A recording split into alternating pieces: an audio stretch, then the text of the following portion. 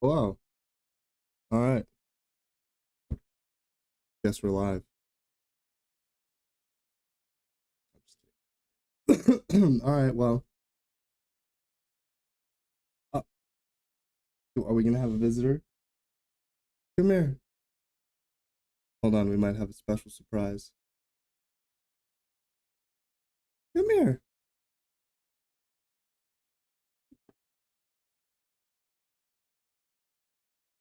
Oh, well.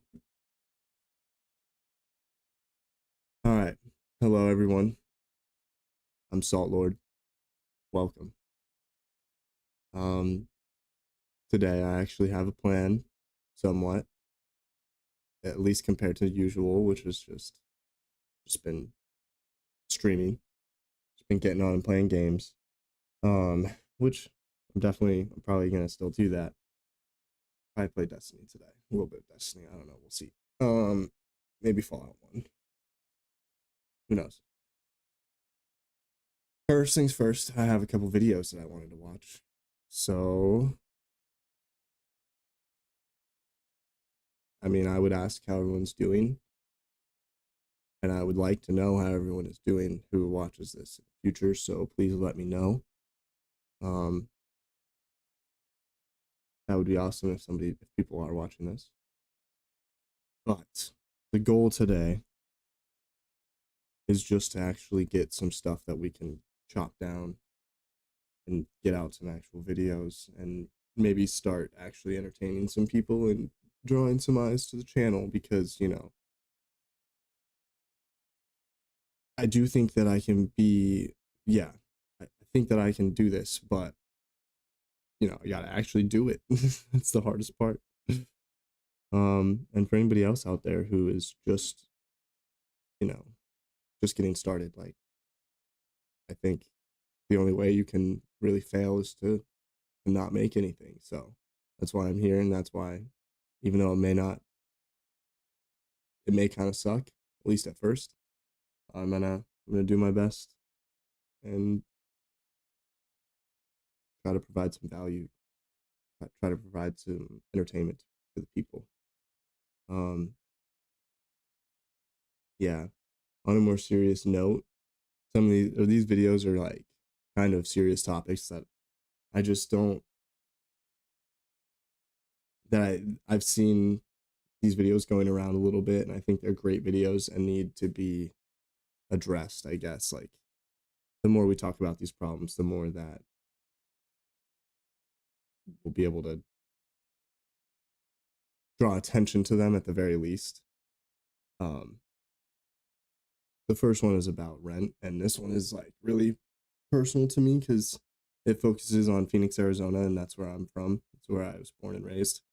So let's get into it. Why is the rent so damn high, bro? It's late 2023, the Phoenix area.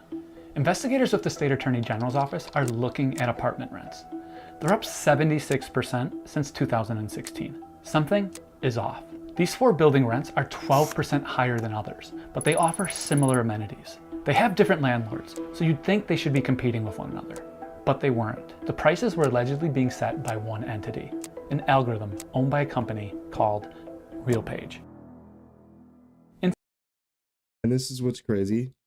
I Until this video, I've never heard of RealPage. I'm from here, and I'm from Phoenix. I'm from the area that they're talking about right now, and I can definitely attest to the fact that it's ridiculous. It's insane. I think the perfect example. My brother's been in a rent controlled place for the last couple of years since before COVID.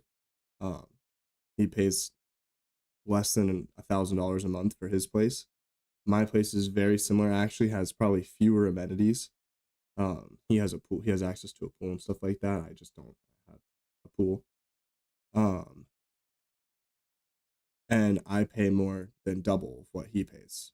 And it's basically like very similar square footage, both single bedroom, one room, one person apartments. Um, yeah, and I got my place a little over a year ago. And I would say that like I got good value for my place, but at the time, but it's insane nowadays. Like, if you don't have a roommate, I don't know. It's really difficult to support yourself and like pay for rent in these places. Like, I don't live in a good neighborhood at all. And I feel like that's the only way that I'm really even able to do it. So let's learn about RealPage, because I knew about like the bigger investment companies like BlackRock, and other companies like that that are just like buying up lots of properties, I guess, and like investing in real estate a lot more than they were 10 years ago, let's say. But In fact, this was happening everywhere in the area. That's old-fashioned price fixing using new technology. Right. We allege, in effect, a housing cartel. Over 2,000 miles away, something similar is happening. It's alleged that all of these different units, their prices were set by one single algorithm, which sounds bad. And it could be happening in cities and states across the country. Renters have filed over 30 different lawsuits against RealPage. We're going to talk about what all this means, how algorithms, these black boxes of data, are shaping our markets and giving an incredible amount of power to the few, and how the Department of Justice and some state attorney generals are fighting back. Because this is a story about how a few lines of code broke the American housing market. What is RealPage? So RealPage is a company that operates software that allows landlords to input their data into an algorithm, and then RealPage sets the prices for all of those landlords. This is actually against the law. Attorney General Mays isn't the only one alleging this. Our allegations are that RealPage, in combination with 14 of the largest landlords here in the District of Columbia, are effectively colluding with one another to set rents. Across America, rent okay, so at least it seems like the government, I guess, that the politicians, I don't know, are trying to do something about it. But like, I just feel like this is one of those problems that is just also difficult to regulate. Like, we all know that the government has a hard time keeping, like, policies have a really hard time keeping up with technology. So like, this being an AI technological problem that's setting these rents, like, it may be difficult. rent is up 20% since 2020. The Attorney Generals of Arizona and DC are suing RealPage and a host of big landlords, alleging that an algorithmic housing cartel is helping drive up prices. Nice. In the pre-RealPage days, landlords would compete with one another. They played a guessing game with rent prices. Push it too high and people move, leaving landlords hunting for new tenants. It was a delicate balance, a market. And I'm not sure if it was fair, but it wasn't rigged. An algorithm helped change all of that. We're talking about an algorithm that aggregates otherwise confidential information that the landlords have that ordinarily they would not share with their competitors. Data like rent prices, lease expiry dates, any deals they offer to tenants. That allows then the algorithm to spit out a pricing recommendation, all designed to keep the overall market at its highest peak. They are not charging what the market can bear. They are controlling the market. It's leading to the exacerbation of our affordability crisis, our housing crisis here in Arizona. If you could imagine a smoke-filled room where the landlords, the largest landlords in the District of Columbia, came together to decide what they were going to charge in rent, to share their confidential information, everybody would be able to see that that's an anti-competitive practice. Until recently, using shared pricing algorithms like this flew under the radar. If your algorithm set prices, you'd just say, it's not cheating, it's a suggestion. Not anymore. Lena Khan and the FTC have said, just a suggestion? That's price fixing, no excuses. It's monopolization of the real estate market. And RealPage, according to the lawsuits, they weren't even pretending the prices were suggestions.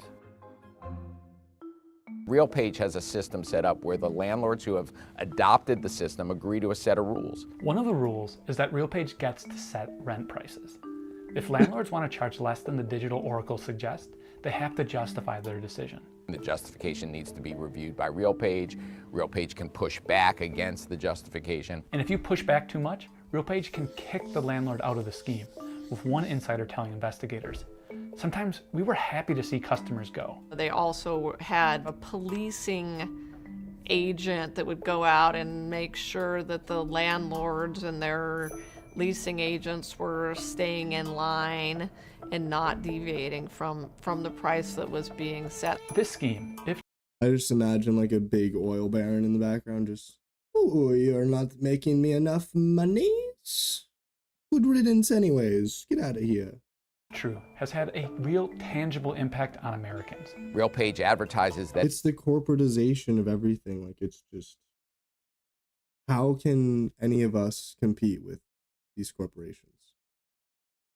What am I supposed to do? Even if I was, because that's the thing, if you are like an individual landlord and you're not using this system, you're losing out. You're not making as much money as you could be. So why would you not use it? Like, it's, yeah, it's almost a self-fulfilling prophecy, I guess. Like, it's one of those problems that it's just a snowball effect where you can't go back now. You can't just say, you can't convince these landlords, oh, we'll just go back to the old way and it'll be fine. Because, like, they've already learned that they can make more money this way. And what are we going to do? that it's going to increase revenues 2% to 7% for the participants in the cartel. What RealPage is telling these landlords and is doing with these landlords is, don't worry about occupancy rates anymore. It doesn't matter really how many people move out of your building, you're still going to grow your revenue over time. How? Through these coordinated price increases. In Phoenix alone, we've seen rent increase 76% since I don't know what this is based off of. 2016. It is almost certain that people were evicted as a result of these price increases, and that some people were made homeless by them. To their prospective customers, the landlords, RealPage is pretty open about all of this. You can go to their website, type in a zip code, and view a sample of what buildings are using the software, Dude, that along looks with like any a lot. corresponding price changes. We'll see, this building right here, rent is actually down about 4%. If we just zoom out a little bit, a few blocks over, this rent is actually up 4%. They used to have video. Well, that's a lot because, especially because, like, I don't know that area exactly, but like, surely this area is a lot of apartment complexes and stuff, or like just places that can be rented. Maybe it's a suburban area, but like this area down here might just be like mostly residential. Like, it's not, it could be a school, you know. It's like not every building is even able to be leased to be rented by somebody. So that looks like if you compare that to like the Zillow map, I'm sure it looks very similar. Videos where landlords talked about how RealPage's algorithm pushed them to raise rent, but the company deleted it after the Washington Post ran a story. On investor calls, they're flat out saying the algorithm is going to recommend higher lease rates for every property. But the company goes to great lengths to train landlords to hide this scheme from renters. Landlords were coached across a variety of scenarios and told not to mention RealPage or pricing algorithms to tenants. Instead, they were supposed to say stuff like units were being priced individually. RealPage and the larger industry dispute the charges. Since the onslaught of lawsuits, RealPage has largely stayed quiet, ignoring our request for an interview. But the industry has published a paper defending itself. They make a bunch of different arguments, but it boils down to two major points. The first, sharing info doesn't mean they're teaming up. Why? Because the rental world is just too big and too messy for any sort of secret deal to stick. But that doesn't seem to stand up to scrutiny. The RealPage algorithm is being used by nearly 90% of the apartment owners in the DMV. RealPage That's insane. controls 70% of the rental That's units insane. in Phoenix, and that they control at least 50% of the market in Tucson. 90% in DC, 70% in Phoenix. That hardly seems like a fragmented rental market. And their second point, Right. Yeah. Like they're trying to say it's fragmented.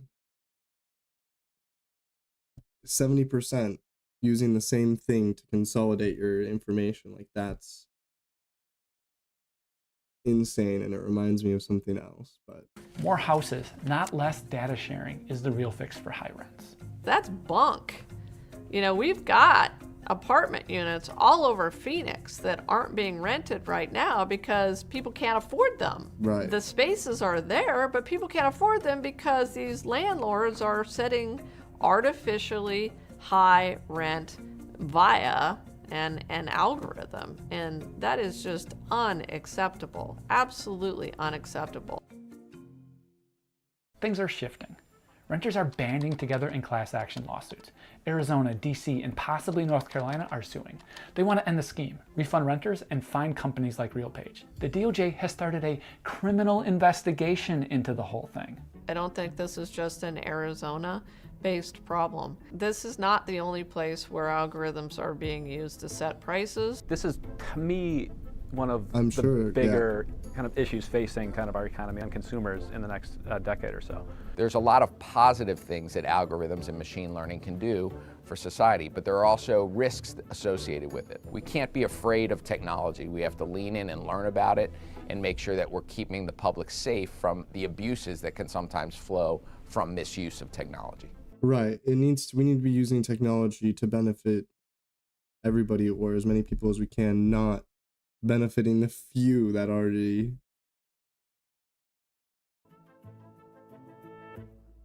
That's a great video. They didn't talk about like any of the bit corporate ownership. I'll just save this link, I guess. I need to like put the description of this video. What a great video though. Make sure don't leave a like if this is how you found that video.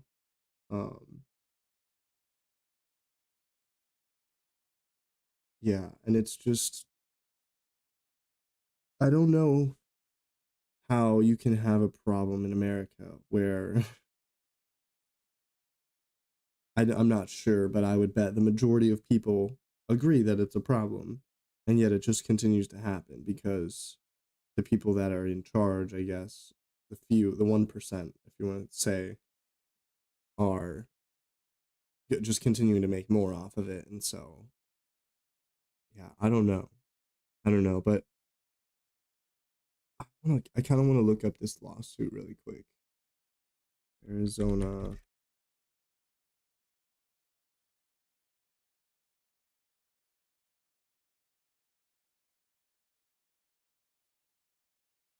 attorney sues RealPage and landlords, February 28th.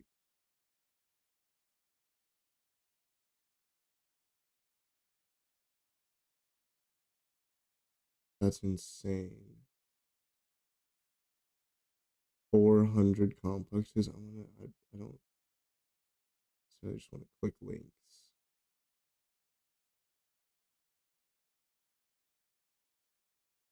Yeah, I mean, I would love to know how I could like get involved. And I guess, I mean, like, I just hope that it changes even without me getting involved, because it seems like the right people, the correct people are working on it, and it's not me. So I just wanted to draw attention to it and, share this great video. But yeah, hopefully something changes soon. We'll see. I'll follow up with that, honestly, if something does. All right. This is another one that just grinds my gears. Okay, I've been trying to get a fully remote job, and it's so hard. It's so difficult. I don't know why. I mean, unless you're willing to take a job where, let's say you have 15 years of experience, then you take a job that only requires 3 years of experience, you'll get the remote job. But yeah, it seems to be dependent on your, very dependent on your industry too, which I have a finance degree from ASU. I worked as an accountant at my previous job, and so I've been looking at like finance, accounting, and you would think like, because what I did, or at my previous job, we had a hybrid schedule, so we had 2 days a week remote, and it was kind of flexible when we could use them. Like basically the only day you weren't allowed to use it at all was Wednesdays, just because like if we needed to have team meetings and stuff, it would be on Wednesdays. But there was no aspect of my job that needed to be done in office. Like everything that I did, I pretty much was just like Teams messaging or emailing people if I needed information anyways. So like it wasn't an issue every time I was working from home. And so I would always think like, oh, I'll just go find a remote version of this.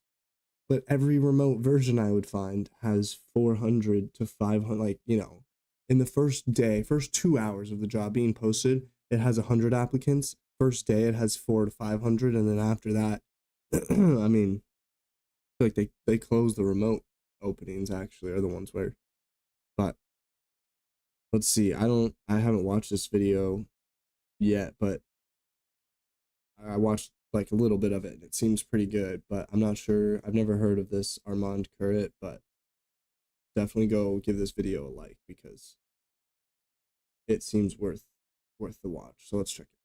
Jobs have allowed people to stay at home while working, but companies have been fighting to pull their workers back into the office. 2 years ago, on average, people had to come into the office 1 day a week, and now it's at 3.5 days a week. In fact, remote work jobs have decreased by 25% in the past 3 years, and only 11.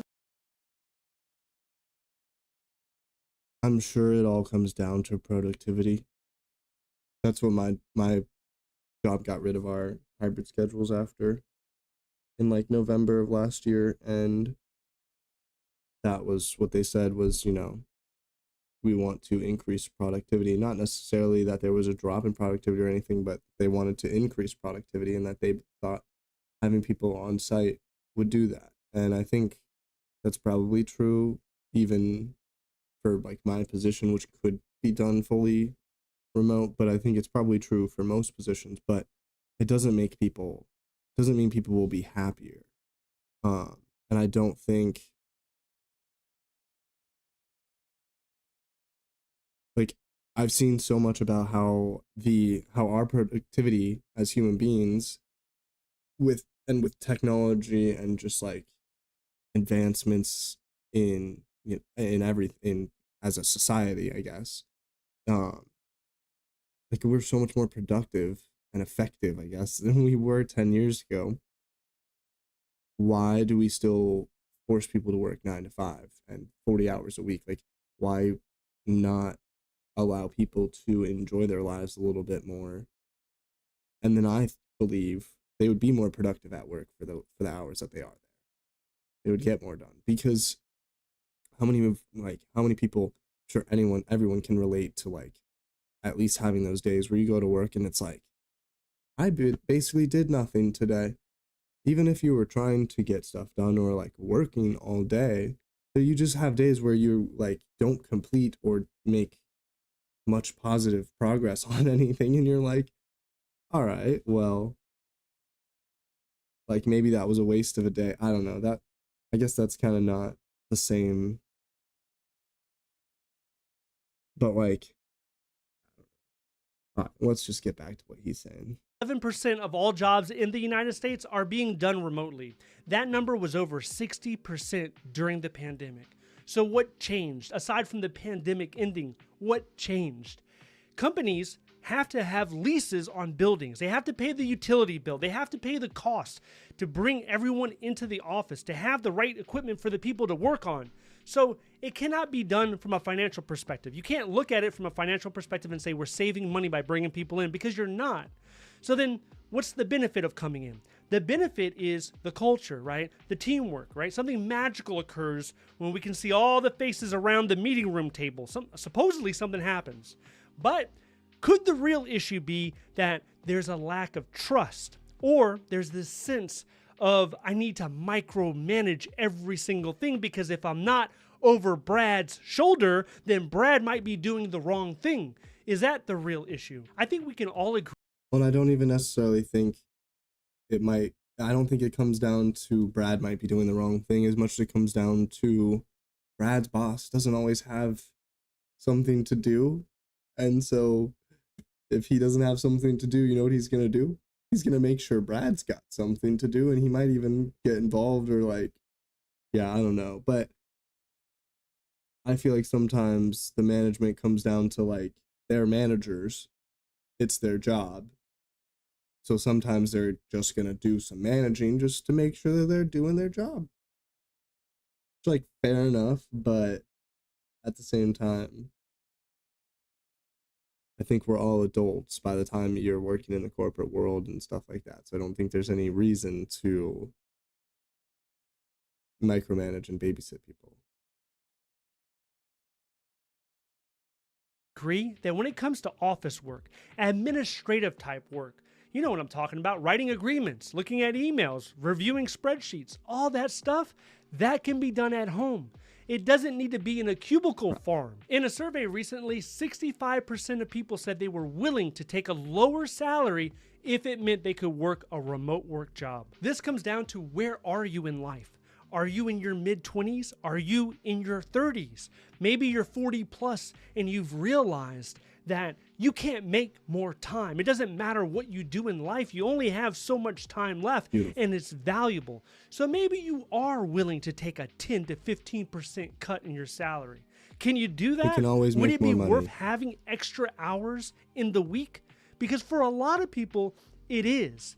But for other people, they're like, forget about that. I'll have that time later, and I'll just double down and work as hard as I can now and come to the office every single day. I'll tell you what I'm seeing. I'm seeing people that are willing to take a small decrease, a small cut in their salary, if it means a 100% remote work job.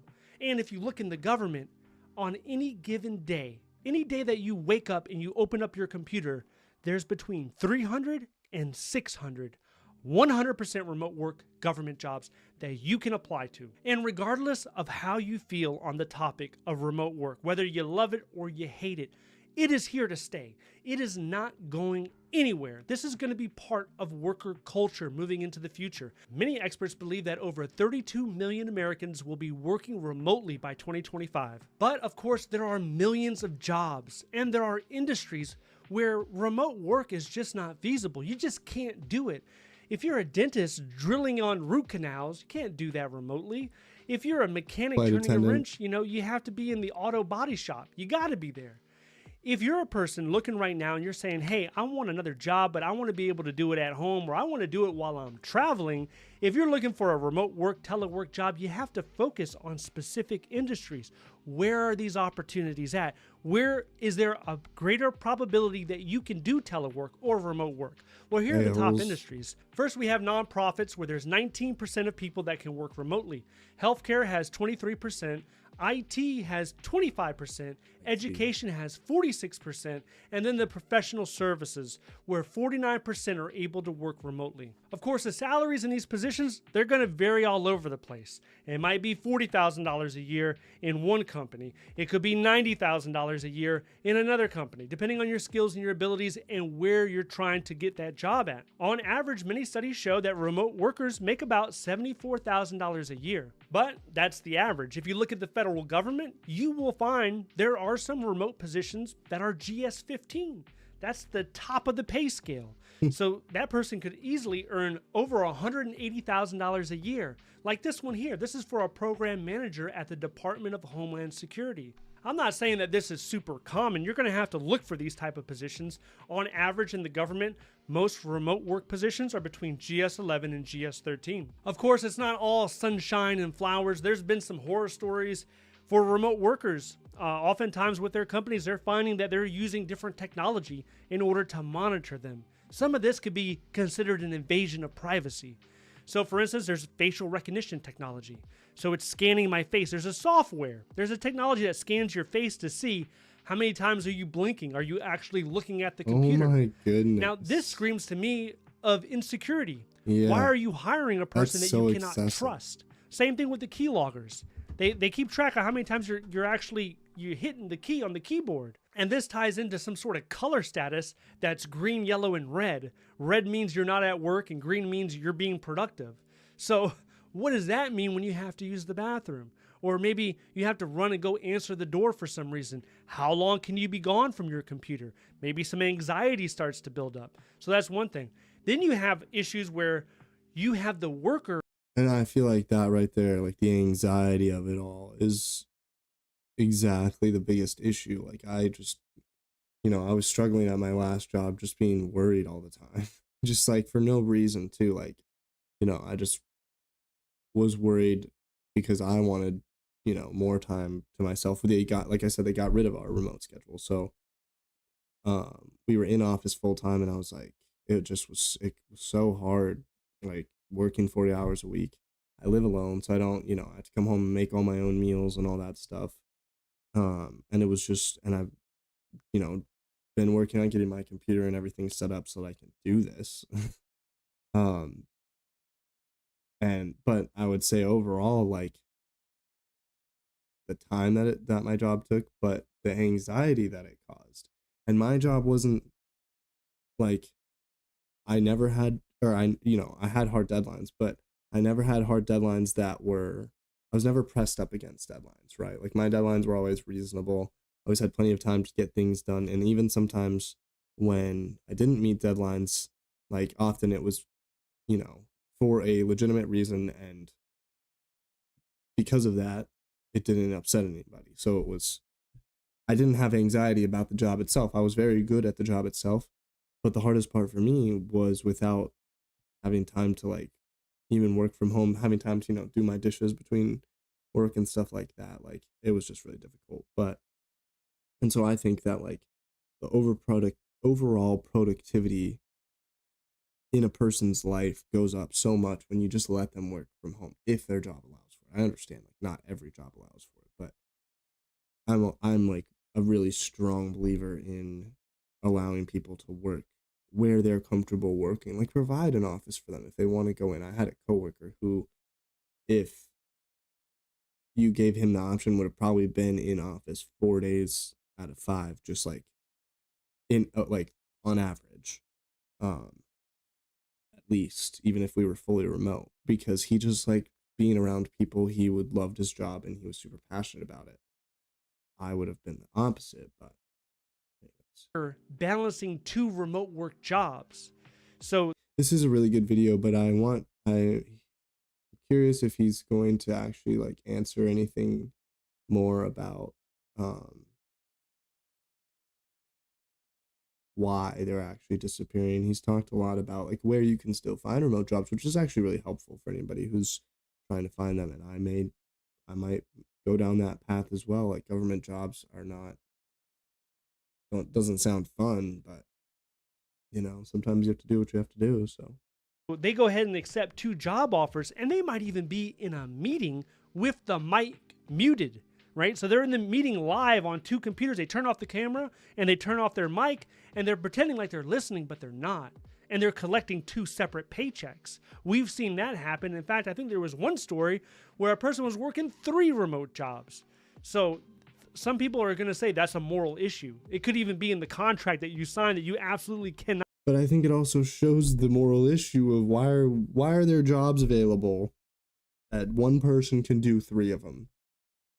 It just shows how not inefficient, but like how we've become so efficient and so specialized that it's just, you can have people like that. It's ridiculous. Not do this. In my experience, I've been remote work over 3 years, and to me, you can't put a price on it because you're actually getting your time back. And the time that you spend when you wake up and you get dressed and you're rushing out the house and you're waiting in your commute, and then you finally make it to the office and you're getting pulled into these random unproductive meetings, all that time comes back to you. And it's easily an hour or 2 extra every day that you can now allocate to certain other areas that might yield a more positive return in your life. So just an hour or 2 for the people with the shortest commutes that are like as productive as possible all day at work. You know what I mean? Where it's like you can't get up, you can't do what I talked about, where it's like I said, if I needed a break from work or something, I can go get up, wash my dishes real quick, take 10 minutes and come back. I understand not everybody can just do that. and I couldn't even do that all the time. But yeah, Despite how much CEOs and senior leadership, they don't like it. They would prefer it never existed in the first place. I really don't see it going away. There's a small dip right now, sure, because the pandemic is over and there's this huge effort to old bring is this? people in, but I think it's going to be 2 very months ago. temporary. And if we look out 2, 3, 4, 5 years plus from now, we will witness a resurgence in remote work. If you are interested in a federal government job, whether it's remote in the office or a hybrid position, you need to understand the process, the federal hiring process, the different steps. You submit your application, you're waiting on the referral, you're waiting to hear back from the interview. All of it can be quite overwhelming. It can be quite confusing. If you want to know the exact process for this, then I want you to watch this video next. If you would like to see more videos like this, please click like and subscribe. Thank you so much for honestly, great video. Really helpful. Like, just I feel like that's a really relevant video in 2020, you know, in 2024 to like talking about the job market right now, which is just anyways. All right, well.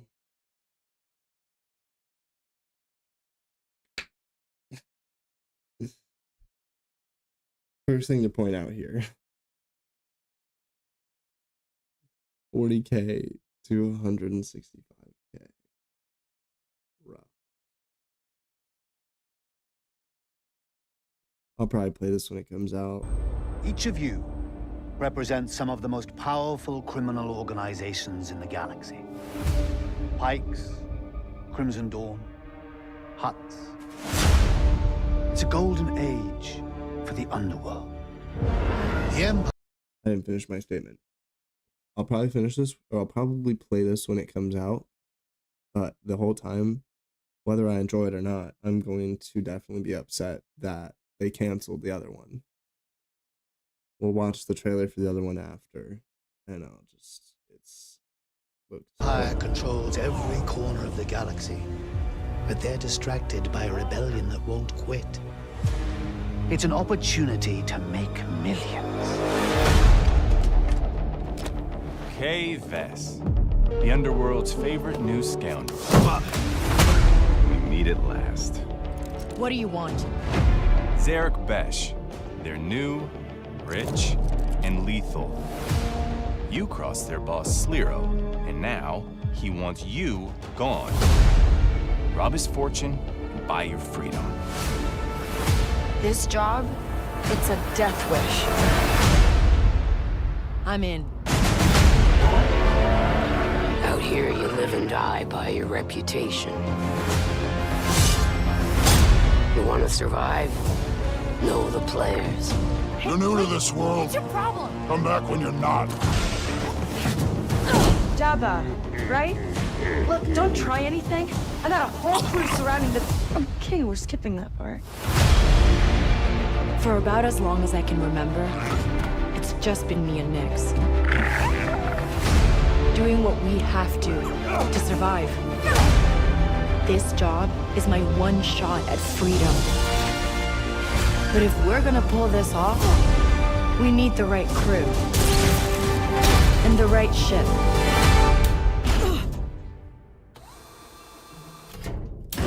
Yes! Hang on. I hire you because you are one of the best hunters in the Outer Rim. She's more connected than you let on, Sliro. Bess is mixed up in something bigger. The Outer Rim is a dangerous place. Everyone is fighting for their piece of the galaxy. But all I want is to live free. So I'm gonna risk it all. Hold on, Nix!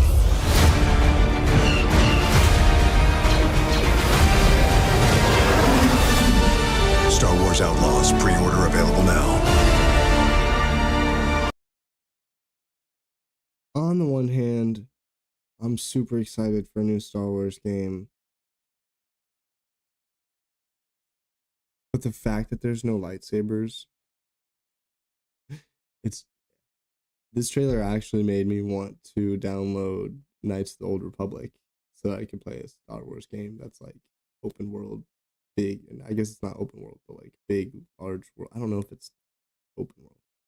Anyways, that has lightsabers though. I haven't played it yet. I'll probably play it on stream at some point, and then hopefully make a video on it. My plan is to like make some reviews of some older games because honestly, the reason I wanted to watch this was to just talk about how bad not how bad, but like video games today are they're just kind of bad, man. Like, you know, I mean, I think the easiest example is Starfield. That was such just like I think I put, at least I'm sure I put at least 100 hours into it because like I finished that game. I think I went through, started a new game plus, but I don't know how far I got. But I tried to do, every side quest I could and stuff, and like it's not to say it wasn't enjoyable because it was new. Like it was, but it was something I wish I paid $30 for, or got on sale later because I only played through it once and basically got my fill and was done. I think the shipbuilding was insane. That's one of my favorite parts. But yeah, like games like that, they come out today and they're just so disappointing. Even before that, we had Fallout 76, which, not to just call out two Bethesda games, but games come out and they're in such an unreleased state these days, or unfinished state when they're released these days. Yeah, I mean, I don't really have like a set plan for how I wanted to talk about it. I just mainly wanted to talk about, I think that it boils down to like the corporate, like to all these games being corporatized, like it's just all they care about is making money these days. So man, this is not the most articulate conversation, but I'm just talking to myself here, so it's I'm trying, but yeah, let's put it this way. I haven't tried Helldivers, which is probably my own mistake. That's another one that like I should stream. I should try it on stream. I'd love to try it with somebody if somebody out there wants to play together. But like besides that, pull up Steam. I just want to pull up like the top 10 games in Steam right now. Top sellers.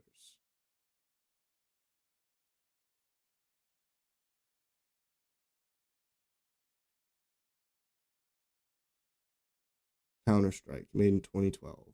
Helldivers, 2024. But Fallout 76 because of the Fallout show. Fallout 4, Fallout show. Destiny 2. Also, a game that could be so much better than it is. Like that's the problem that we've run into, is games these days are not what they should be. And I don't know what's causing that. I have to think that it comes down to people making business decisions over gaming decisions. Like the people in charge now are business people. They're not games people. So they're not gamers. So they're not making decisions as gamers. They're making, or for the gamers, they're making decisions for their investors and as business people to maximize profits. So that's why you end up with, Destiny 2 these days. Every video, or, you see tons of videos on every video you watch on Destiny these days talks about the pop-ups. They mention the pop-ups. Like every, just my girlfriend tried Destiny 2. I tried to teach, I don't know, the new player experience, blah, blah, blah. All those types of things, they all mention how you just get slammed with DLC after DLC after, purchase silver and bundles in the shop. That's how every game is these days. Like they're just trying to min-max the amount of money they can take out of our pockets. And I mean, that's why when a game like Baldur's Gate comes along, it's like everybody, I haven't played that either. I need to. But, you know, I would say for me, my example is Elden Ring. Like when Elden Ring came out, like that was like, I thought we were getting back on track. I thought, you know, some other studios would learn from that and see, like, I've been playing Red Dead recently on stream, and like absolutely a fantastic game. It actually does have a lot of replayability, and I feel like a lot of those games do. Elden Ring, the older Fallout games, like they were great to not only play through the first time, but then go back and, like, after you play through it the first time, maybe you look up a guide on, you know, where some of the best guns are and stuff for your second playthrough and like things like that. Like, but you can't do that these days. Like, and I think that's part of my frustration as well as a lot of others is like, we're tired of exploring the same places over and over again, basically. Like, you know, there's always going to be room for PvP games like COD and Counter-Strike, and I'm not looking to those games for like obviously innovation is great, and I think that those communities have their complaints as well. I'm not as much of a PvP player myself, so you know, I used to play a lot of Modern Warfare 2, but I don't enjoy the PvP as much these days. Yeah, look at that, actually. Like, and I know that there's just a lot of like issues in COD as well.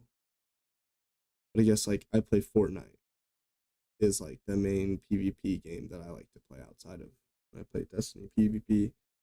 And even in Fortnite, like the way that they keep it fresh is obviously adding like the special event items that are basically always, they tend to be like movement items. So you have like the Spider-Man gloves.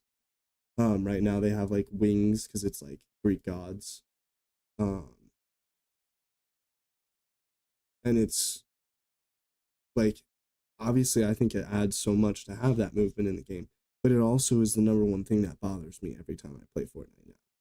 And I think it's mainly because, like, I think if they added a movement item slot in Fortnite, like that would go a long way, because there's just like, they keep Fortnite fresh with adding new items, and so then I feel like it's stale because, or I feel like it gets stale by them adding these movement items. You are forced to have one.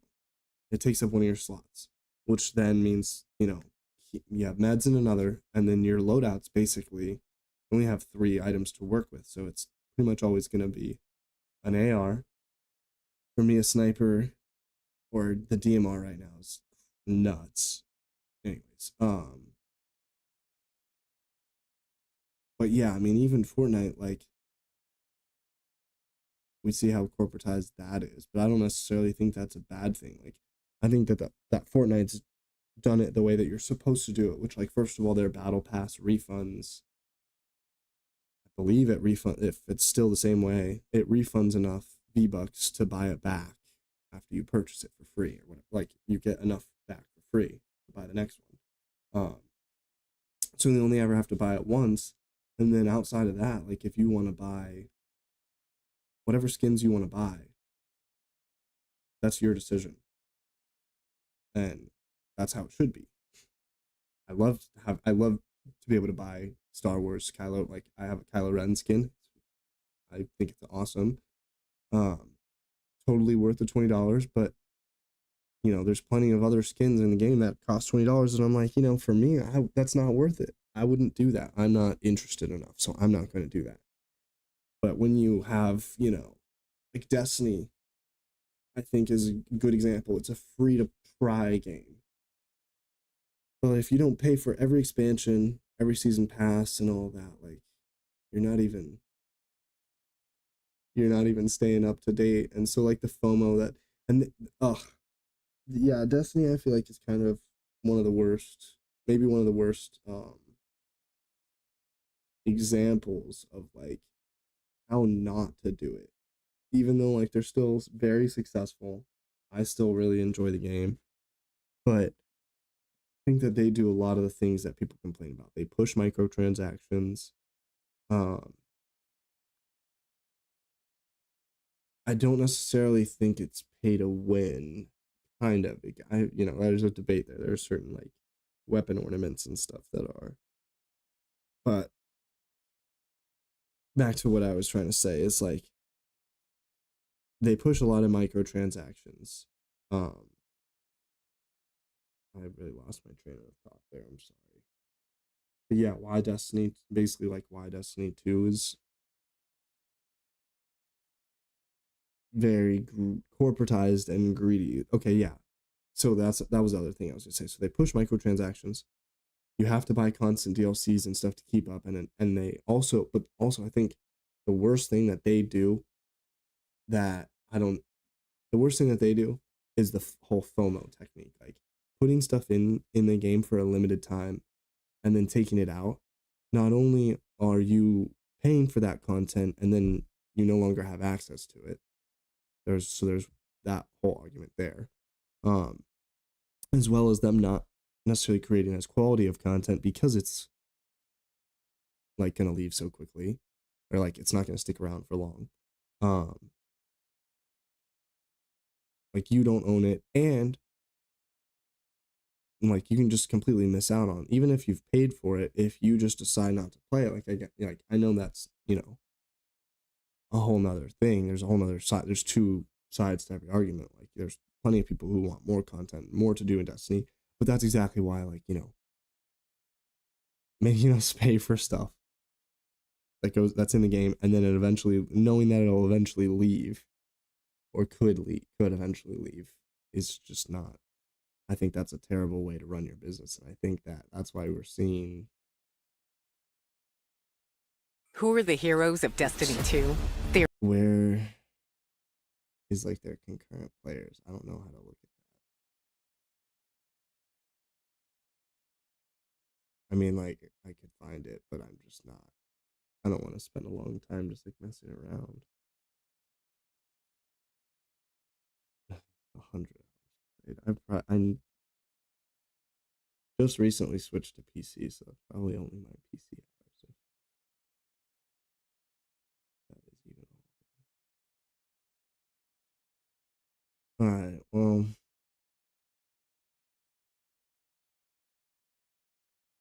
I don't know if I necessarily have any more rants for today. Let's see.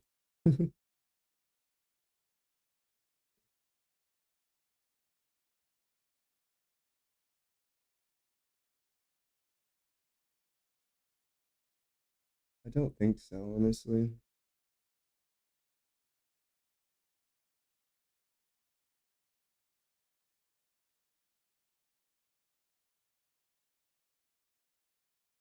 Yeah, I guess like I could talk really quickly because I have some ideas for some series, I guess. Like one, like I said, that I'm probably just gonna do both of these and, just see how they go basically, but, keep an eye out for them or whatever. The first one would be, well, I'm just deciding which one to talk about first. Okay, I guess, like, who am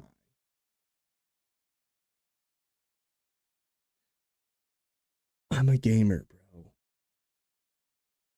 That sounded so cringe, but like, I don't know how else to put it. Like, there's only one thing that I probably have 10,000 hours of expertise in, and it's video games. So like, I don't know if that makes me special or anything. It definitely doesn't make me special, but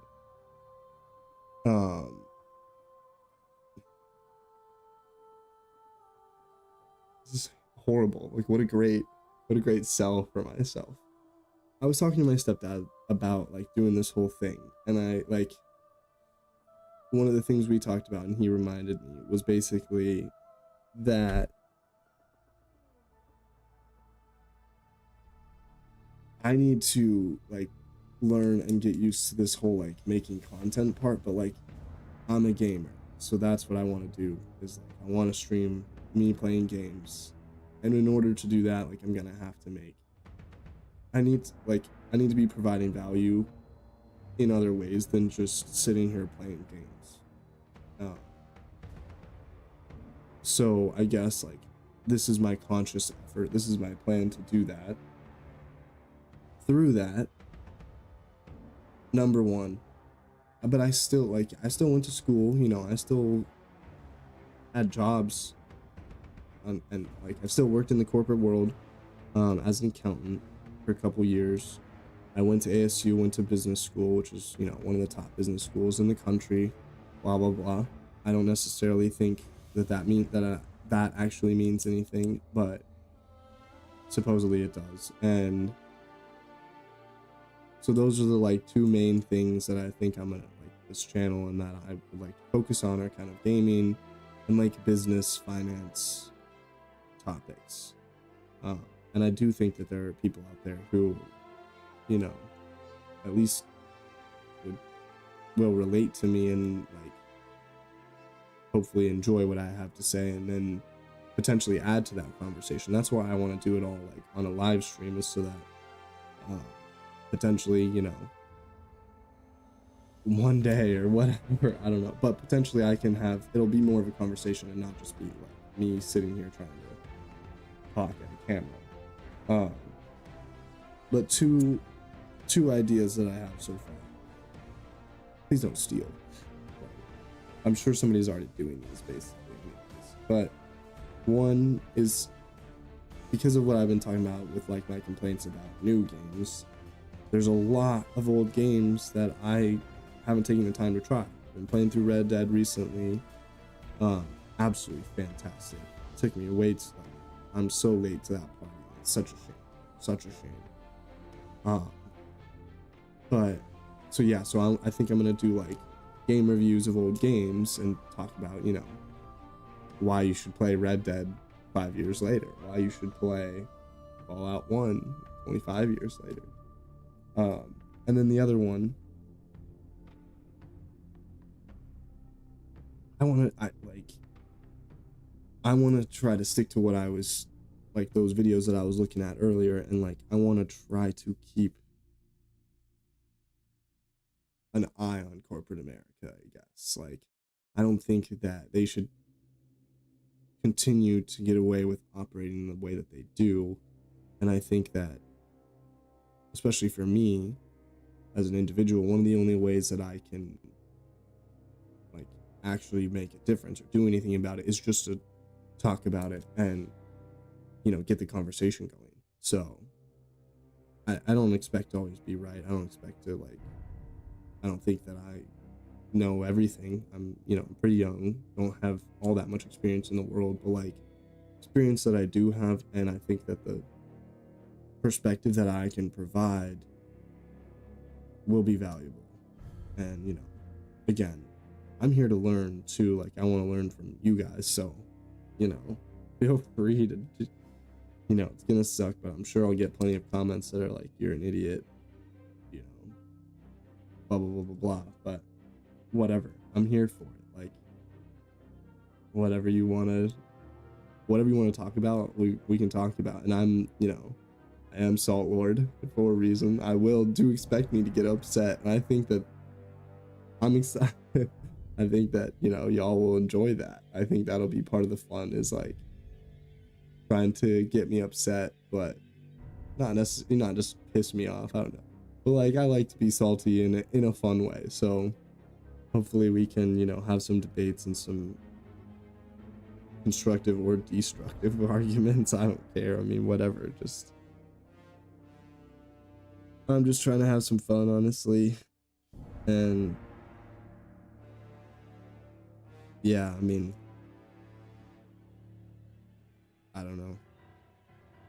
So welcome.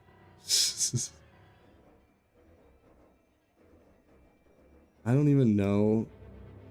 I haven't had it up on my phone like I've done the last couple times. I don't think anybody's been watching this entire time, but we're gonna clip it down and make videos, so it might be funny to look back at, or for people to watch after they watch the video. They're just like, who is this guy? maybe the edited it's not like I'm not gonna edit all that much, but I'm just gonna like try to trim some of my, tangents that didn't even go anywhere out and stuff like that. People might think that, oh, like who is this guy? And they come and watch a live stream and they're just like, all right, well, that's all I got for now as far just updates and whatnot. What is today? Wednesday?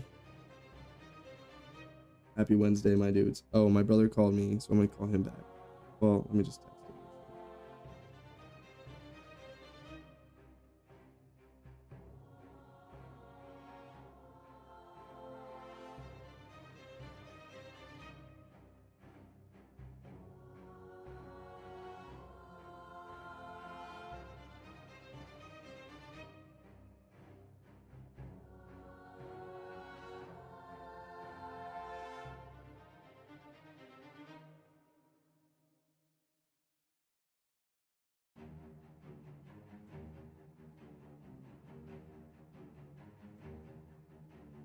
Oh, there he is.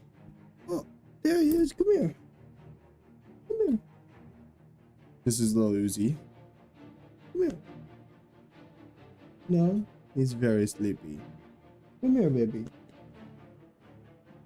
Come here. Come up here. Come here. Come, sleepy.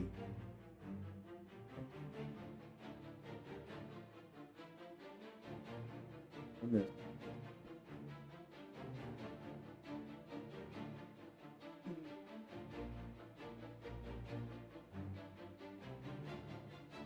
He's buried. Oh, you're buried. Oh. We sleeping? We sleeping?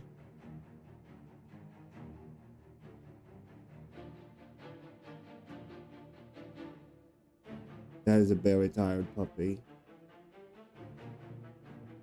Are you sleeping?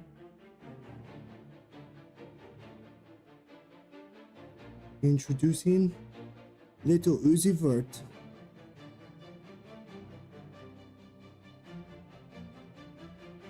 My name is Salt Lord. Please subscribe. My dude. He'll honestly just chill here while I play video games. It's just like slightly too big for my chair. Good boy. It's just a little bit too big. It just doesn't work out as well as I would like. There he is. Hopefully he'll chill there while we game today. Maybe somebody's even on.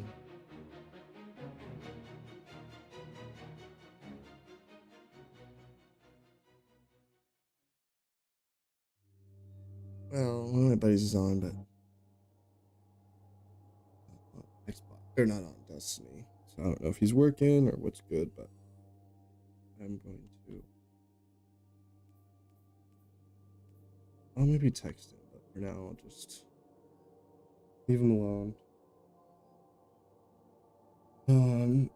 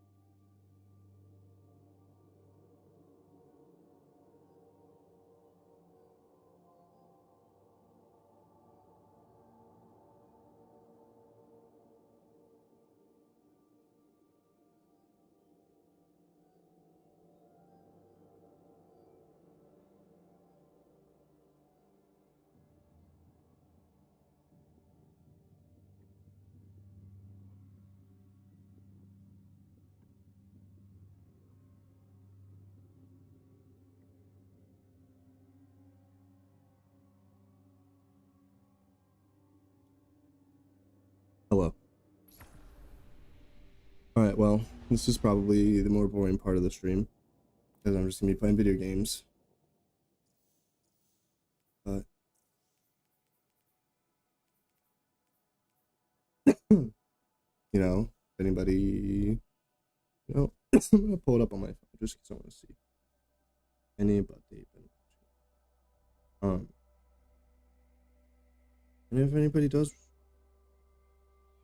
have any suggestions, you know, just once, just has anything to say, I mean, oops.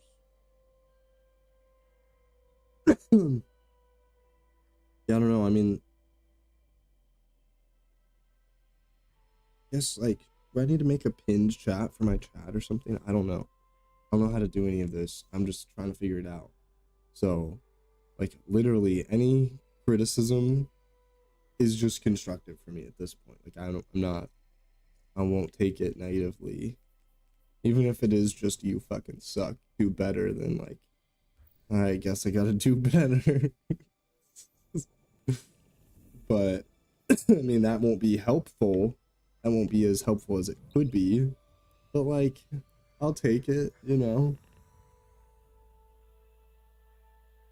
Any publicity is good publicity, right? So even if you're shitting on me, maybe you'll at least encourage me to change.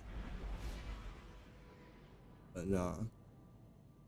I want to find my homies. I want to find my boys. That sounds so lame. Yeah, I want to find, though, my people. Like, I know I'm not like everyone, and so that's what I want to find where the people like me are. Where y'all at? Hit me up. Get it going. I don't know what I'm saying.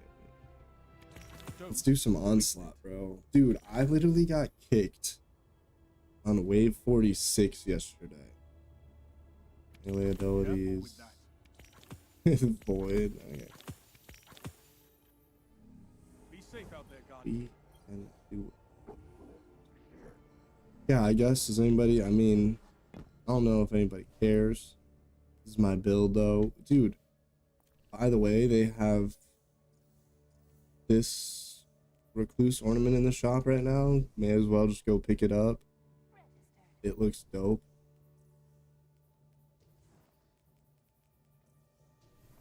That's how it looks. Put shader on. That looks way better.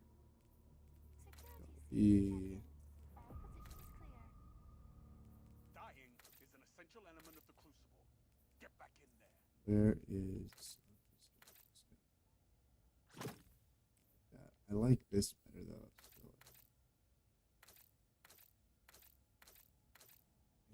Sad.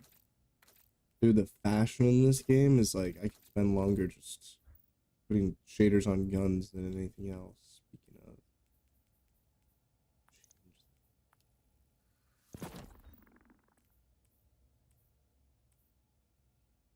I don't care that you have strikes to okay, yeah. Well, get it. Let's get to it. Really, nothing else to do. I mean, I could get one out. But yeah, look at this. Wave 46 out of 50, and I got kicked, bro. What is that?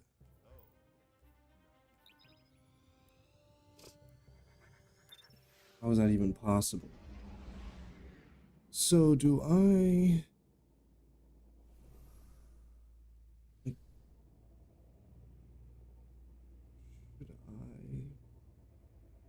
think I can manage. Can I manage broadcast even?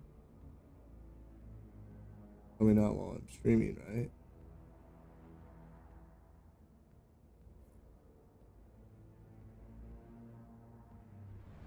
I don't know if I should. What's the protocol here? Do I change my stream over to Destiny? Like, what's it called? I have a plan or something dumb. Have a plan today. It wasn't even like. Ooh.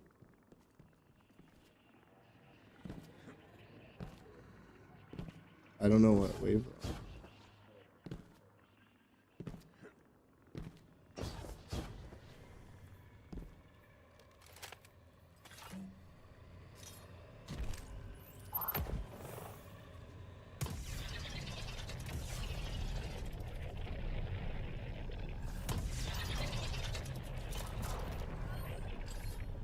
Did I actually know?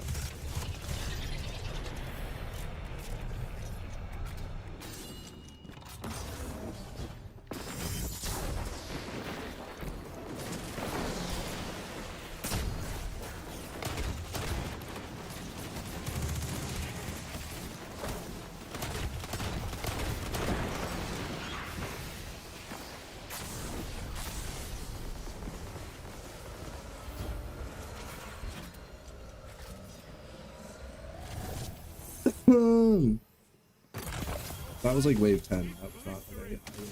No wonder gods fall before you. Envious. What do I have again? Oh. Oh, it's repulsor base. I thought I had an envious one. I don't think I'd have much scrap, right? Yeah, this is, I don't know how to provide commentary for best.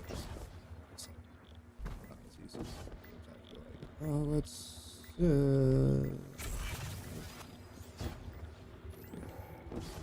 I'm gonna definitely be sweating a little bit. Yes.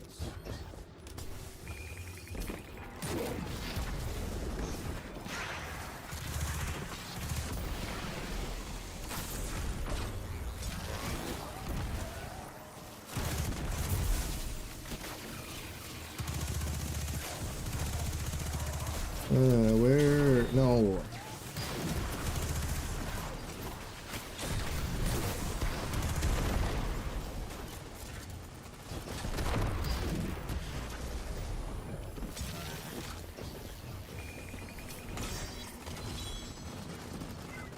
Dude, I usually fight high, I think.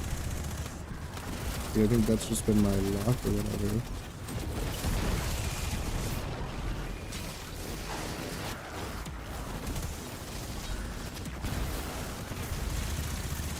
Dude, where is this volatile?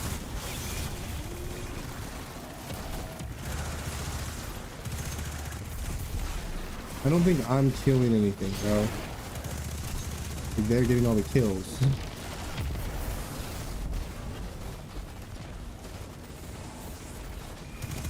Which is fine, this is making it, I can't train my ability.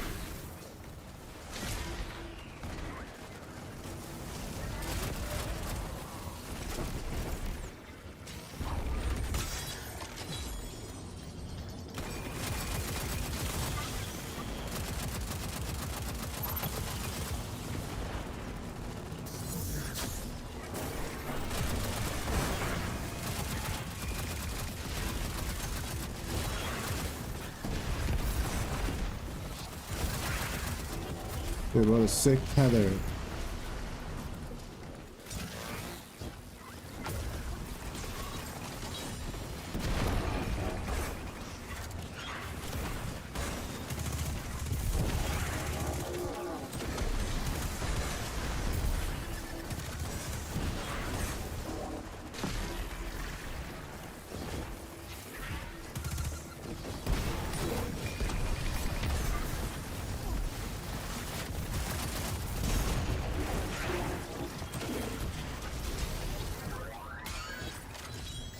Maybe I should keep mountaintop.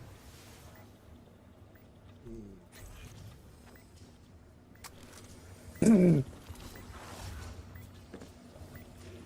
have 2K.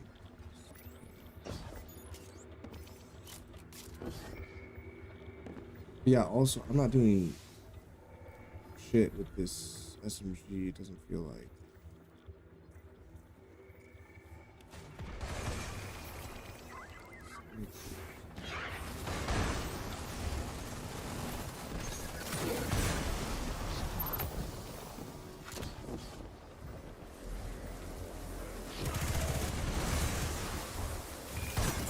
Yep. No, I don't want to be. Thank you. Nice. I'm just like pressing buttons right now. I'm just being dumb.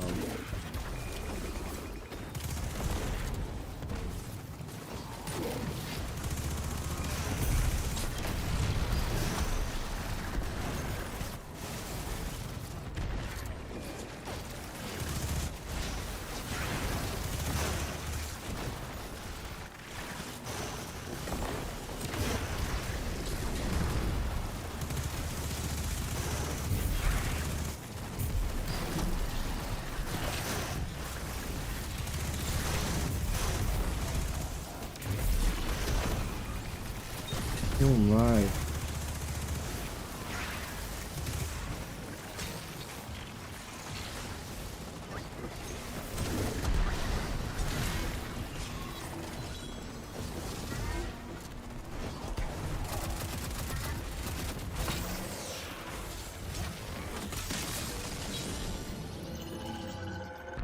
Best your opponents and survive.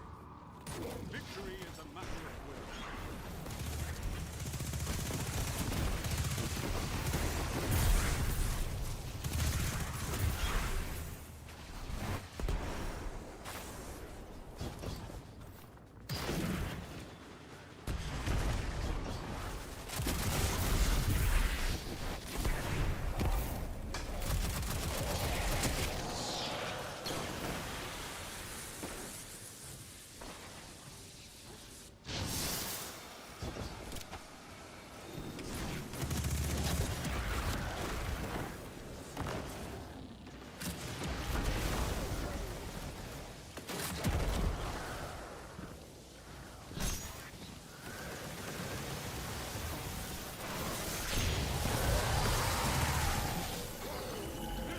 Is what they call a righteous infliction of retribution.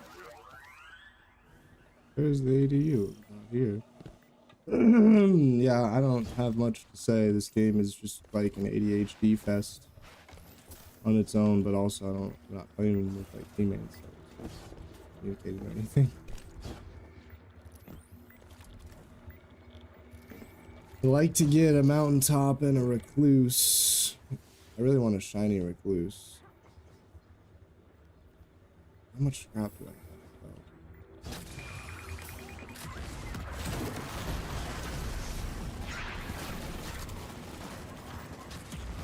Is this?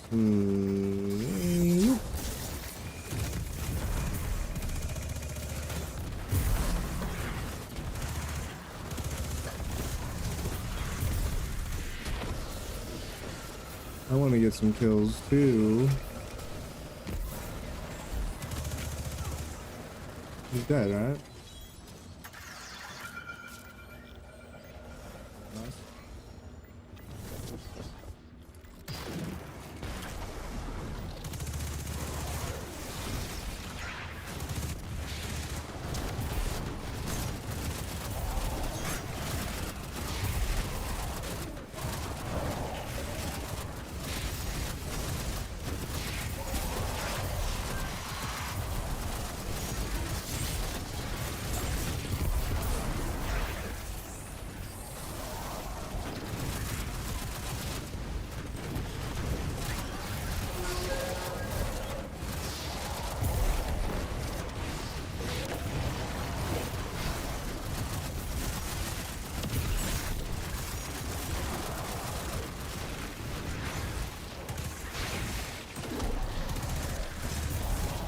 Yo, yo, yo. This game is so fun.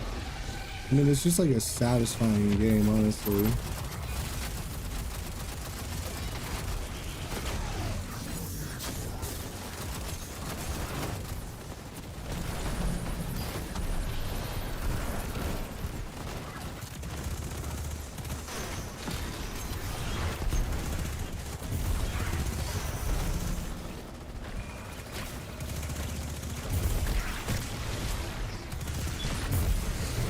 Boy. Good job, guys.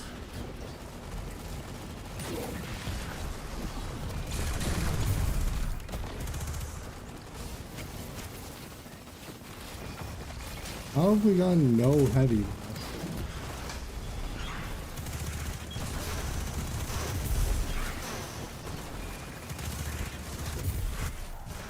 I'll just go to round 50, but since I started on like wave 10 or whatever, I'm still not gonna get all 50 waves. Make me proud.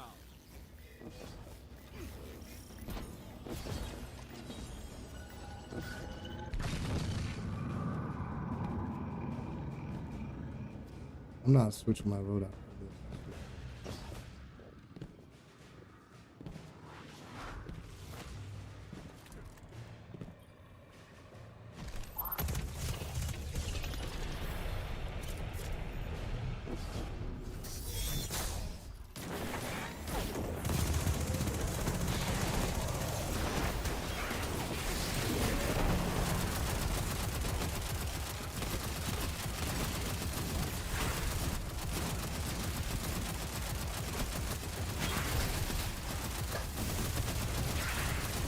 I think it has a killing tally on it, so I'm pretty sure there's a reason for it.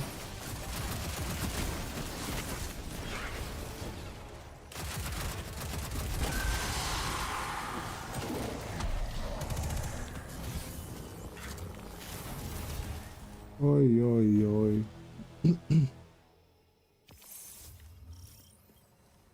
I thought to myself, is that a miniature sun? I still need Midnight to. I haven't gotten any Hammerhead. I know it's new, but I haven't gotten any or Barons, but I don't really care, I don't think.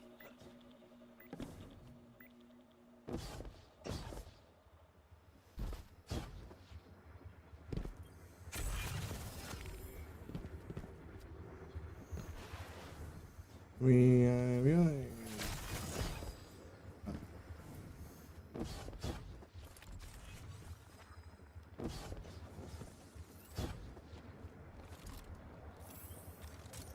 Dr. Greenbow.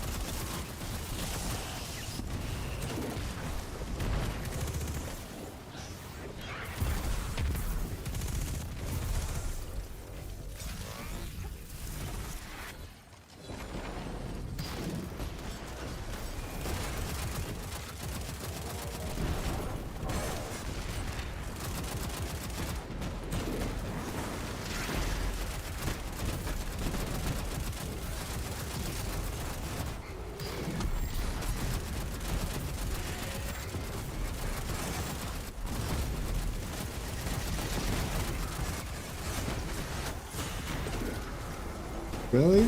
Oh. Shit. Shit.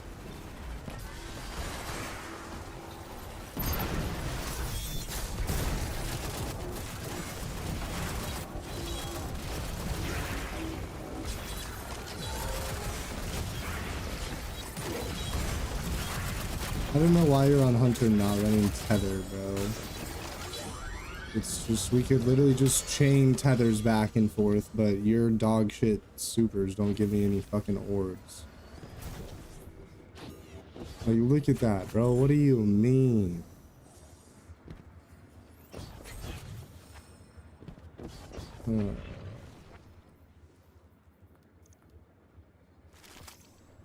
Dude, I might even be deleting Cloud Wolves. I just don't care about that gun that much. More of a PvP gun.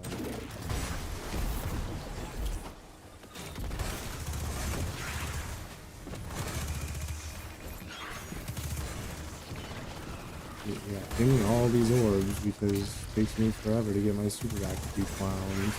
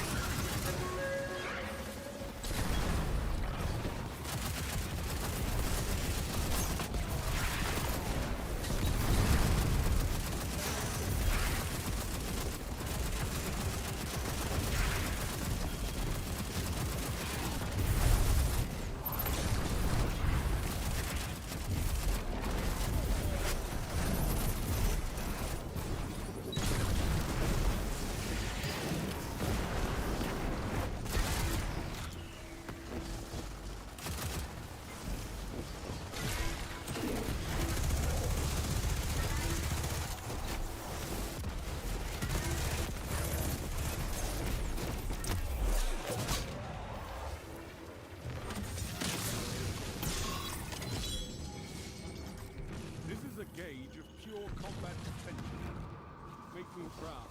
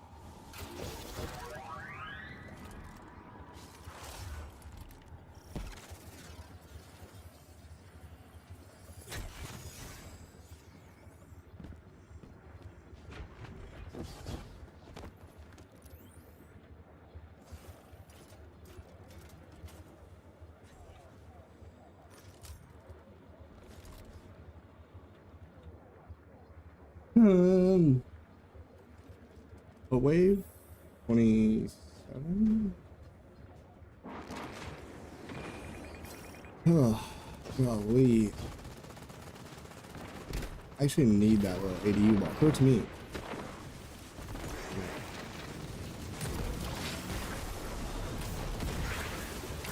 Let's go.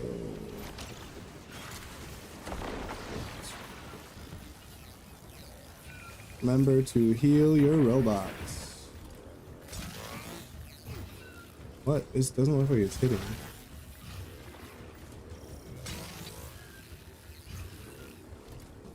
I don't know if it needs multiple or not.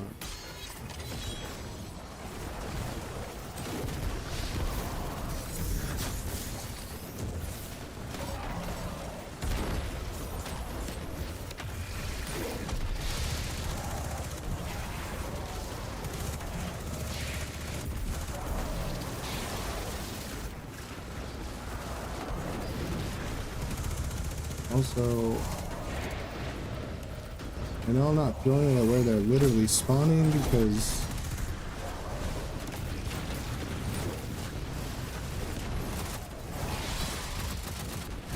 they tend to come from different areas.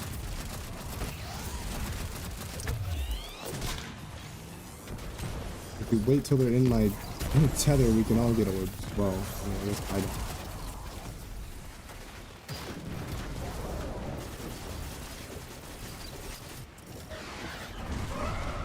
Very nice.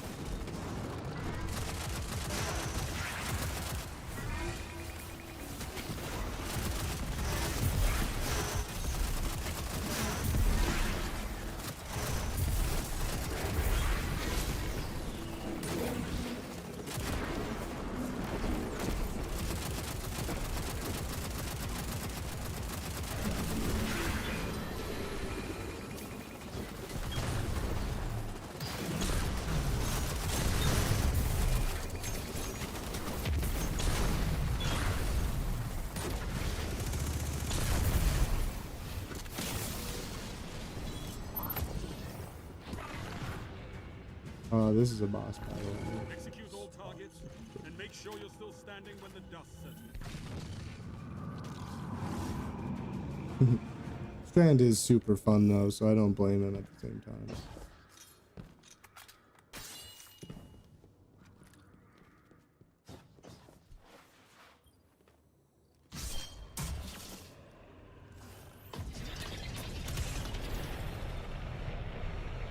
Ooh, nice.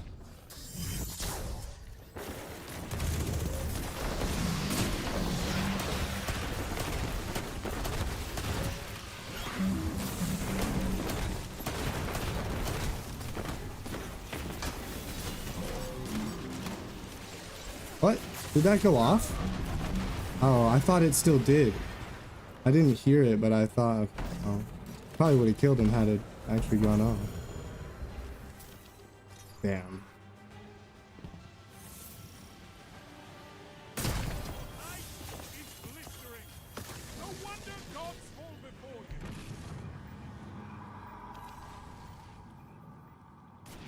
Overflow harmony.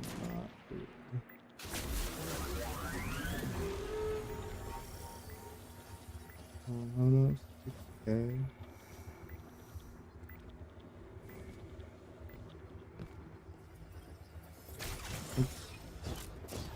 I should have started this one.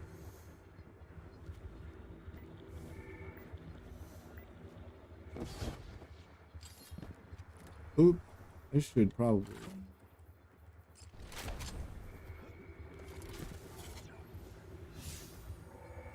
How close are we on that? So 75. We should probably do this.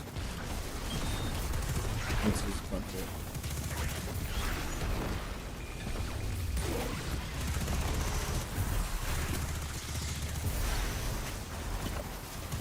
Ostia Striga a little bit more.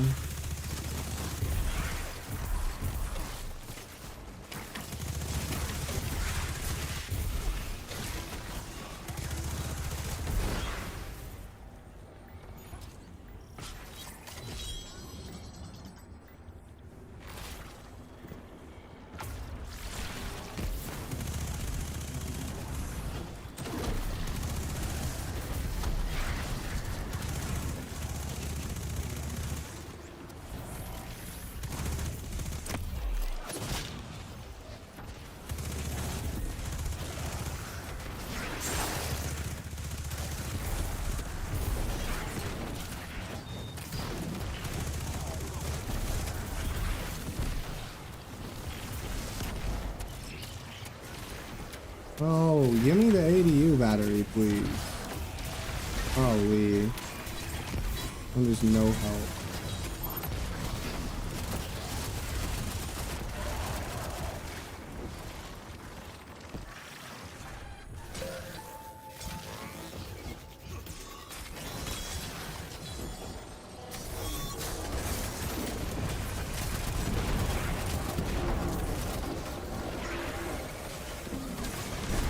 Well, yeah, fair enough.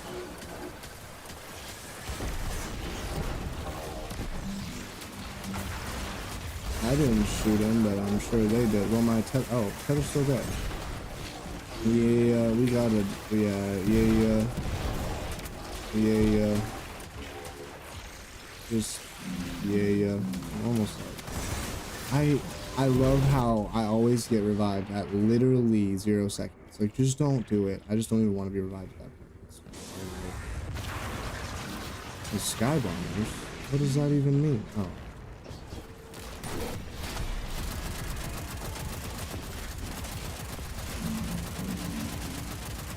This guy with the freaking Raid Boss health bar.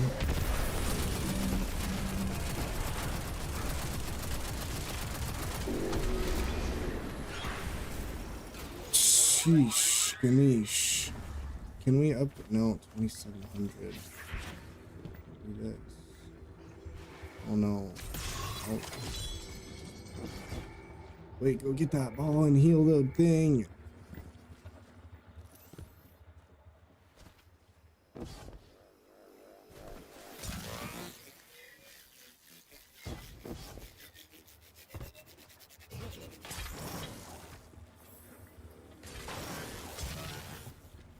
I don't think I even hit it.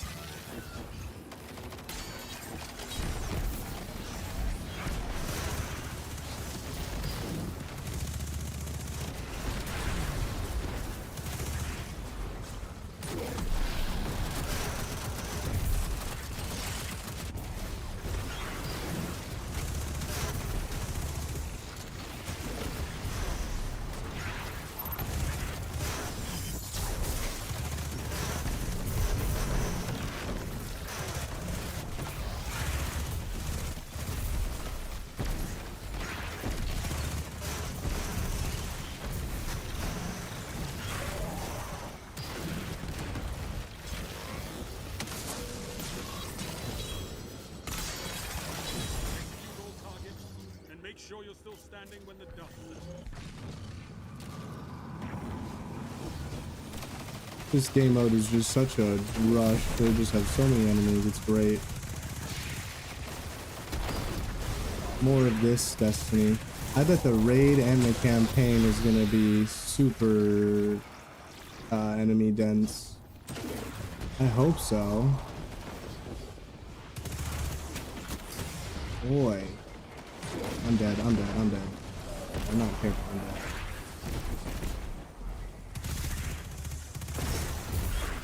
I don't even know if I was careful or just lucky.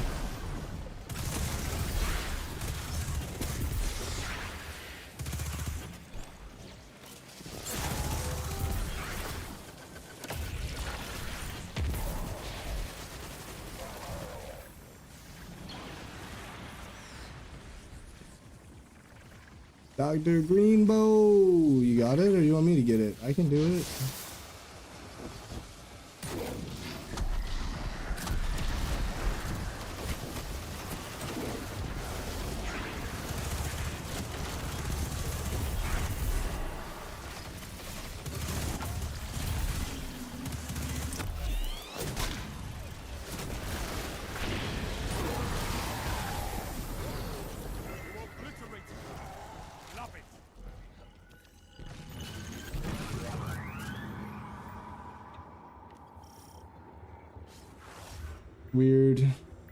Weird placement for us. Weird spawn, I guess.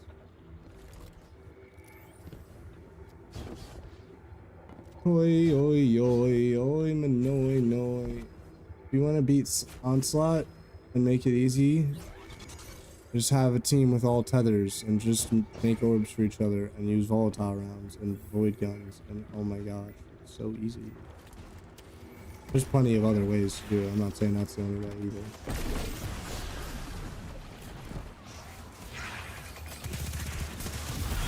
It may not even be the best way. I think it's just the most fun way.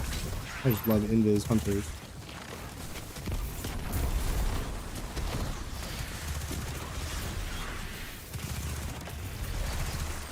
I have to learn to stop reload canceling myself.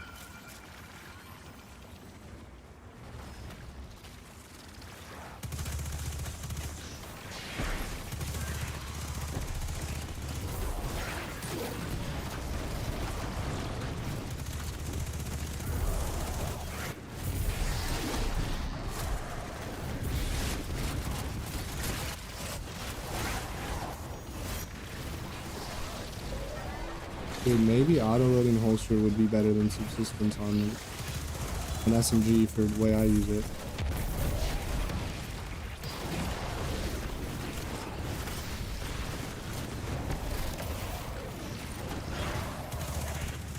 They gained health back in that.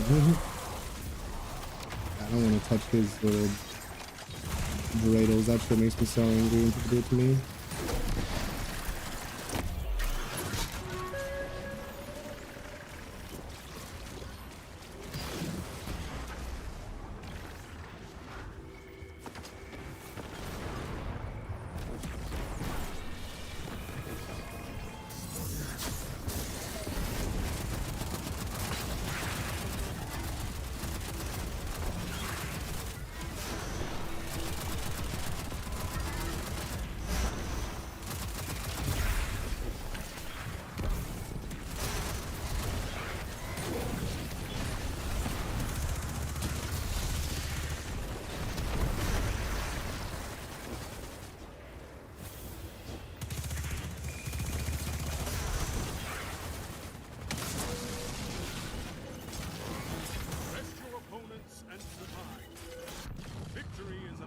We're on 40? No way we're on 50.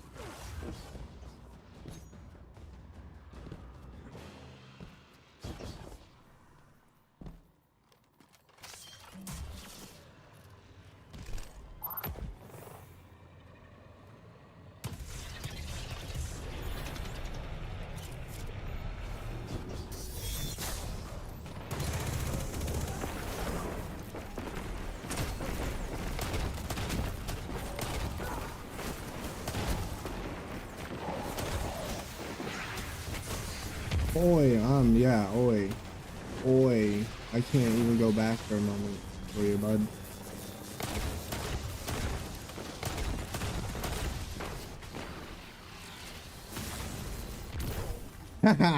Alright. I mean, I have rockets, but I'm also a dumbass. I should just put rockets.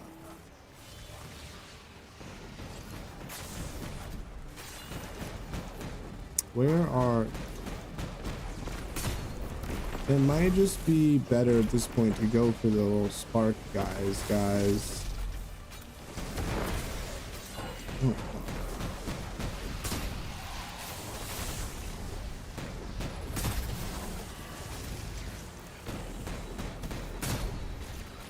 Dude, I swear, it's making me press twice like every time right now. So unfortunate.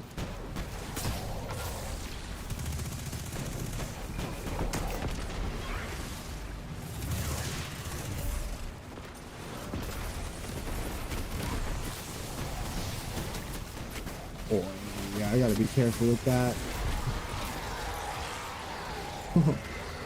I was only 40, right? You probably still have to do 50. I will not use Izzy.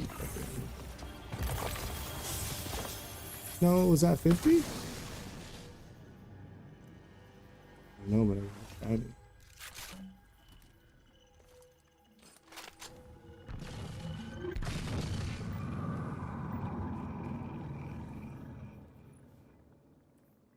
Repulsor brace. Oh, that's actually nasty. Oh, it's nasty.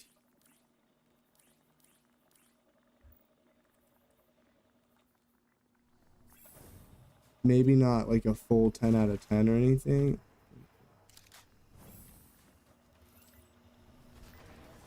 Repulsor brace.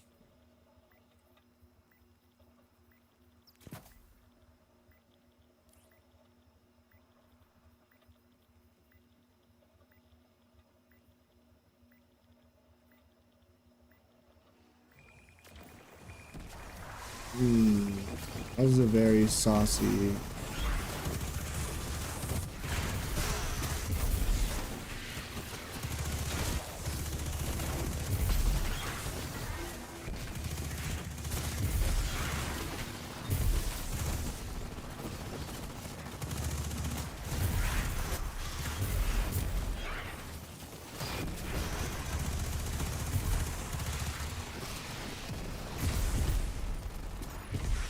What was the first repulsor brace?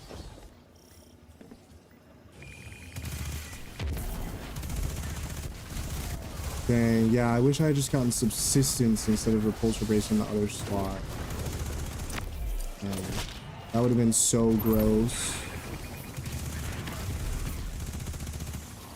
You see, I feel like Frenzy is just better than.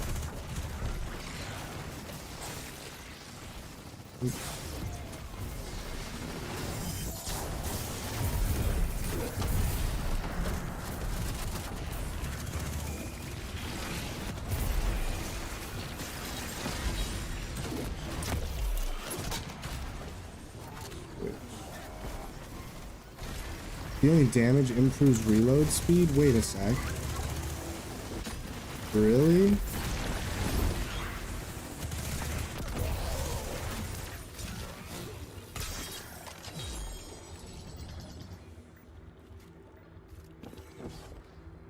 Fuck, I should have saved my tether.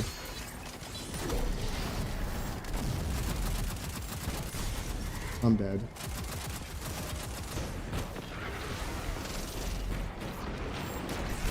Yeah. I needed something to kill to get my Devour going, dude. Oh. No tether there is rough, bro. Yeah, guys, I'm sorry. I was no help here. Dang, if we wipe, it's low-key my fault. I didn't do nothing and I died right at the first time. No, no, no, no, no. Come on, come on. Let me back in. Yeah, yeah.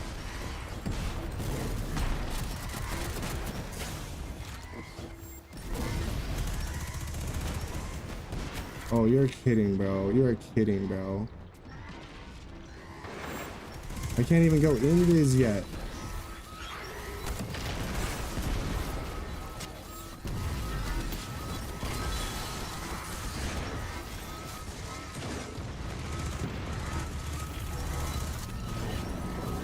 No! Ugh. Dang, man. I threw that one. I should have gone and gotten another. His tether just got me back to a tether. Oh my gosh. Alright, what was this buddy on? I didn't see this guy tether once before that. Oh my.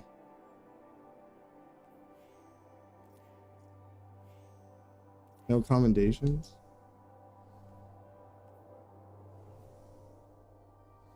Oops. Does he have Tusk of the Boar? Dang, man. Look at that. That's nuts. Wait, I didn't know you could get an envy. Oh, man. I messed up not playing Iron Banner. Oh, wow. I didn't know you could just get a Forbearance in your primary slot now. I had no idea. Oh, I fucked up, actually.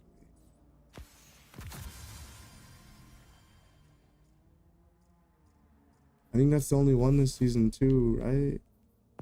Something like that. That Shiny Recluse is nice,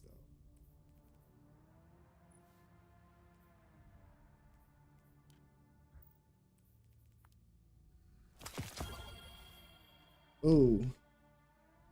Okay. Something broke. Something just broke. Chill. Goodness.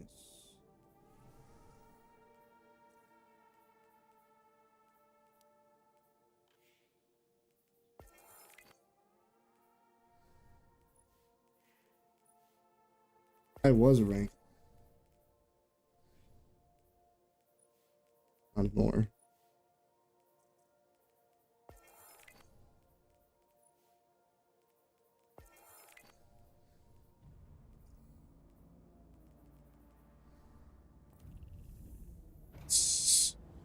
When do I vault?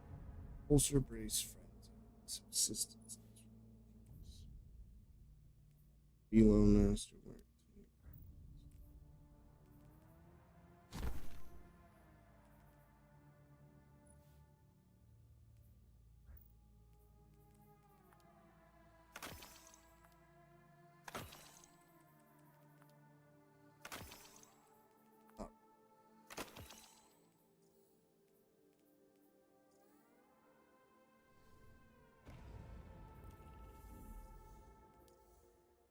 Oh yeah, we can grab this. Scalar potential.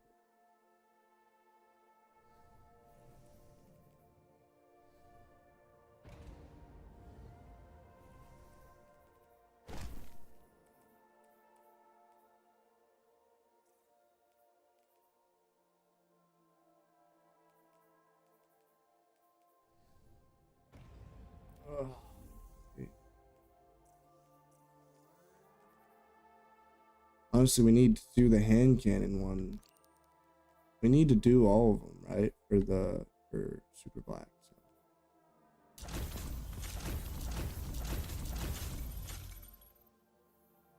Let's just go visit Shax.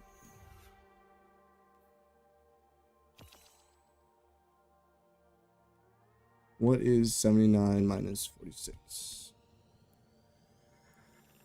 79 minus 50 would give you 26. Yes. Dang, we were only on 33. Is that true?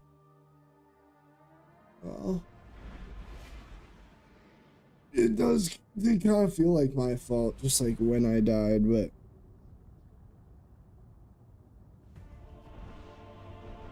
I mean, the one homie did not have very many kills, but that doesn't mean it's his fault. Oh yeah, one of them was or the other one that was on Tether at the end was definitely on Blade Barrage for a while. Doesn't make it his fault. I mean, it was obviously all three of our faults.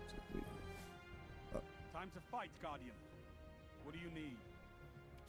Careful with that.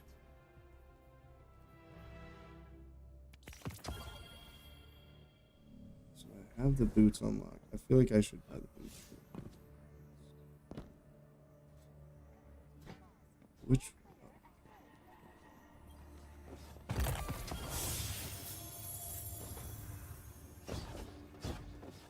Still fighting left to do. God, I'm super stoked about it. Yeah, I don't know if I even like those or care. I should.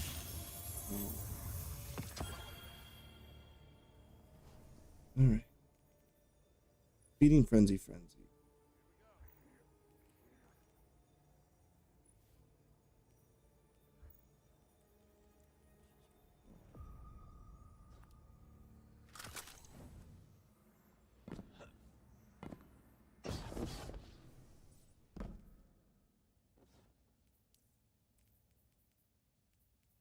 I do think my vault's getting pretty full, so I might have to actually go through it. We'll see. Should I whip out Dragon's Breath for a little bit? What else? I know I need hand cannon kills. I know I need SMG kills.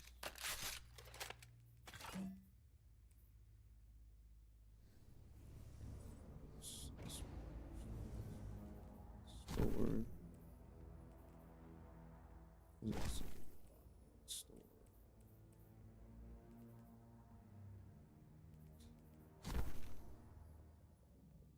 Goofy. Oh yeah, I was gonna do Mountaintop Recluse Anarchy, basically.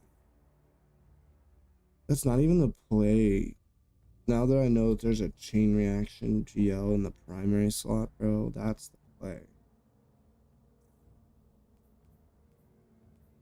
I don't have it.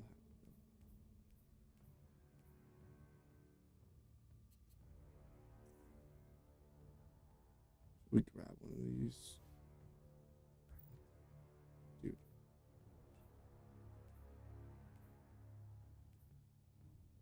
There's like way too many. I need to. Oh my. I hate deciding between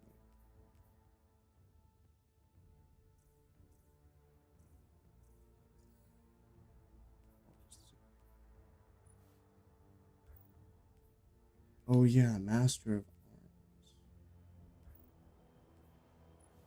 Also very good.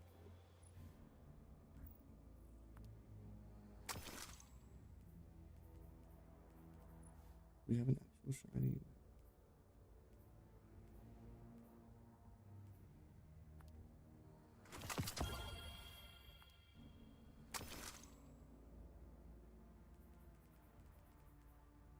Kill clip rewind.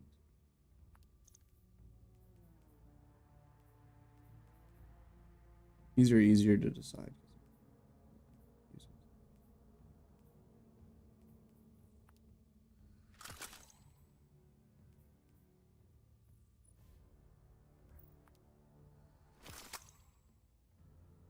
When I still have, yeah, I still have one on me.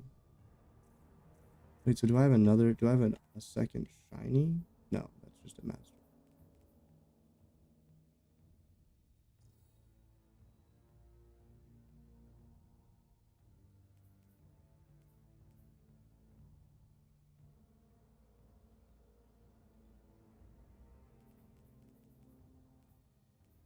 Boost is nice, but I don't know if it's pretty good.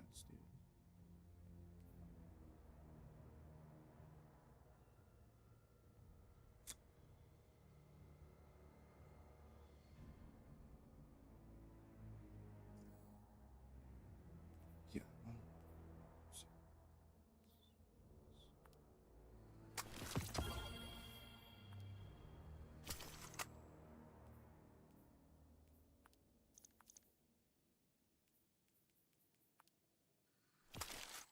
Vicious assassin.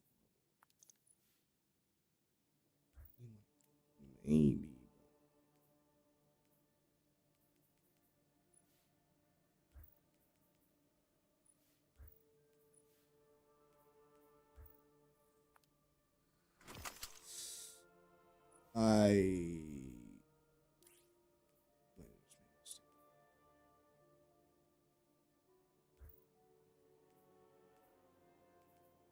Yeah, I mean, I do want the shiny.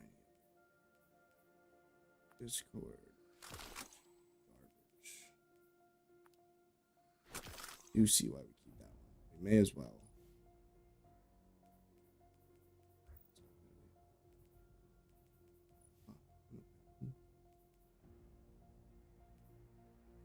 Yeah, that's not nice.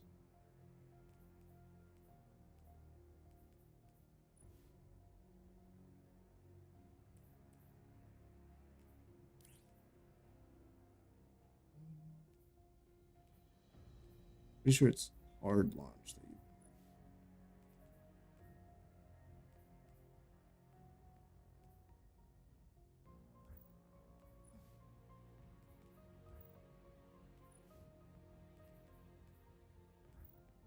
I mean, it's none of those. There you go.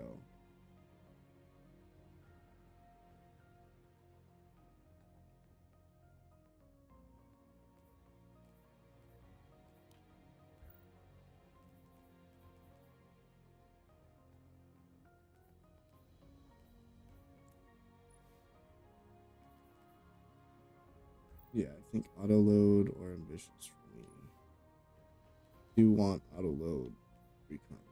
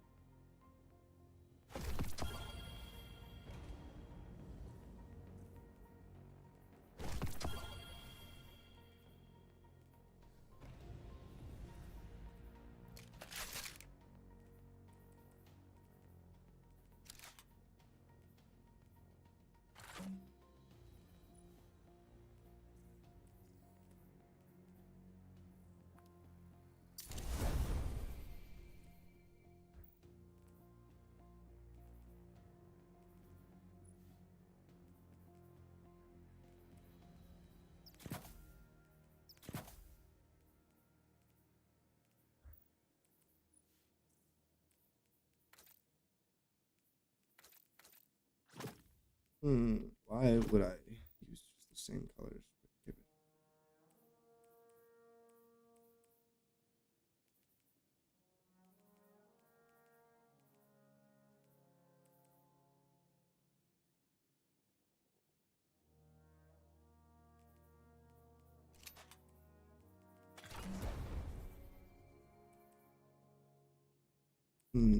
That's true. I don't want to be like switching my whole loadout. One thing to switch.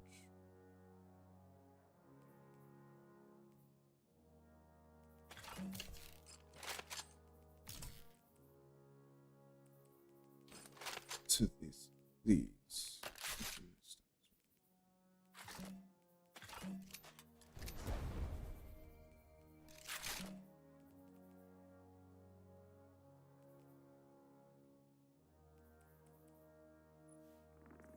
Yeah, dude, it's like kind of so boring, but it's so good.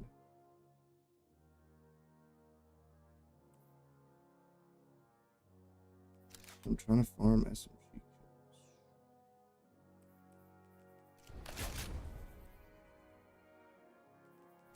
I mean, definitely not a shotgun.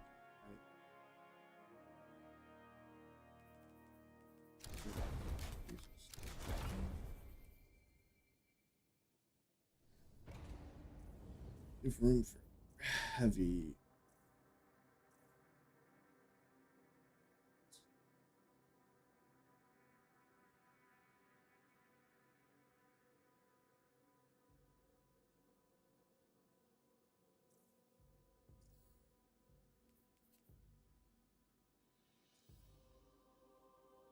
I mean, if people are bringing rockets.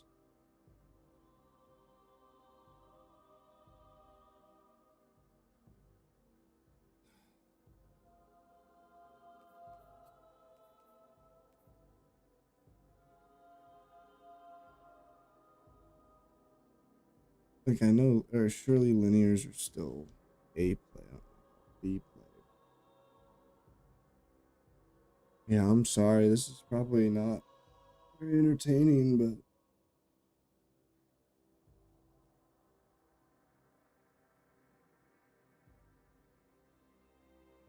right now I don't have anyone to play Destiny with. So if you want to play it, we could run it up.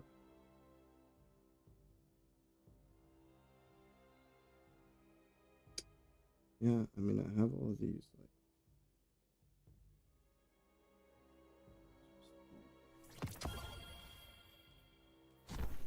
oh, put it away. I honestly want to play with somebody.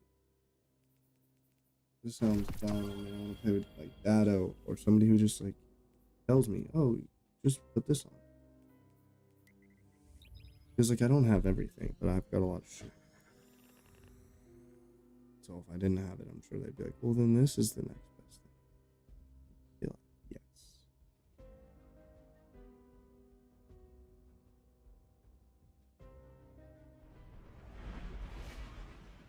But I've been playing for a long time, and most of the people that I play with just don't play it anymore. Either have stopped entirely or just aren't playing right now. Some haven't played in years. Some, I think, stopped with Destiny 1. So, I mean, over time, basically just me here. Most of the time. But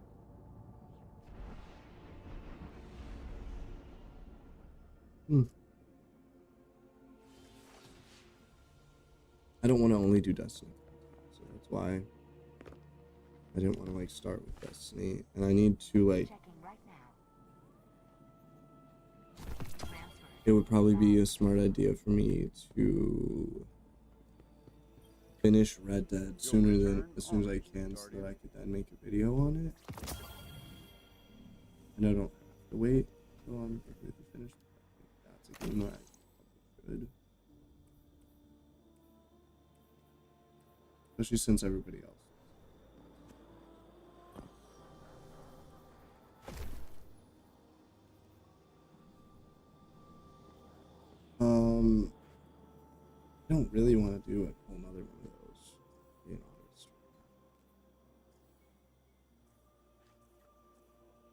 long have we been live? 2 hours.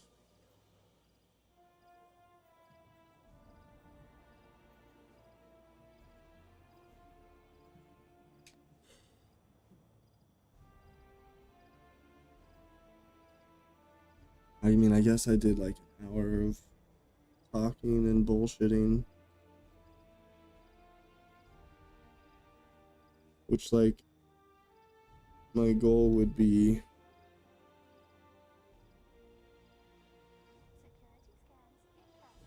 to edit that and post videos.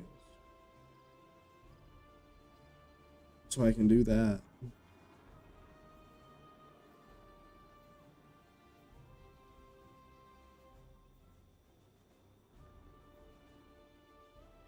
I'm just trying to not suck, bro. I want to get better.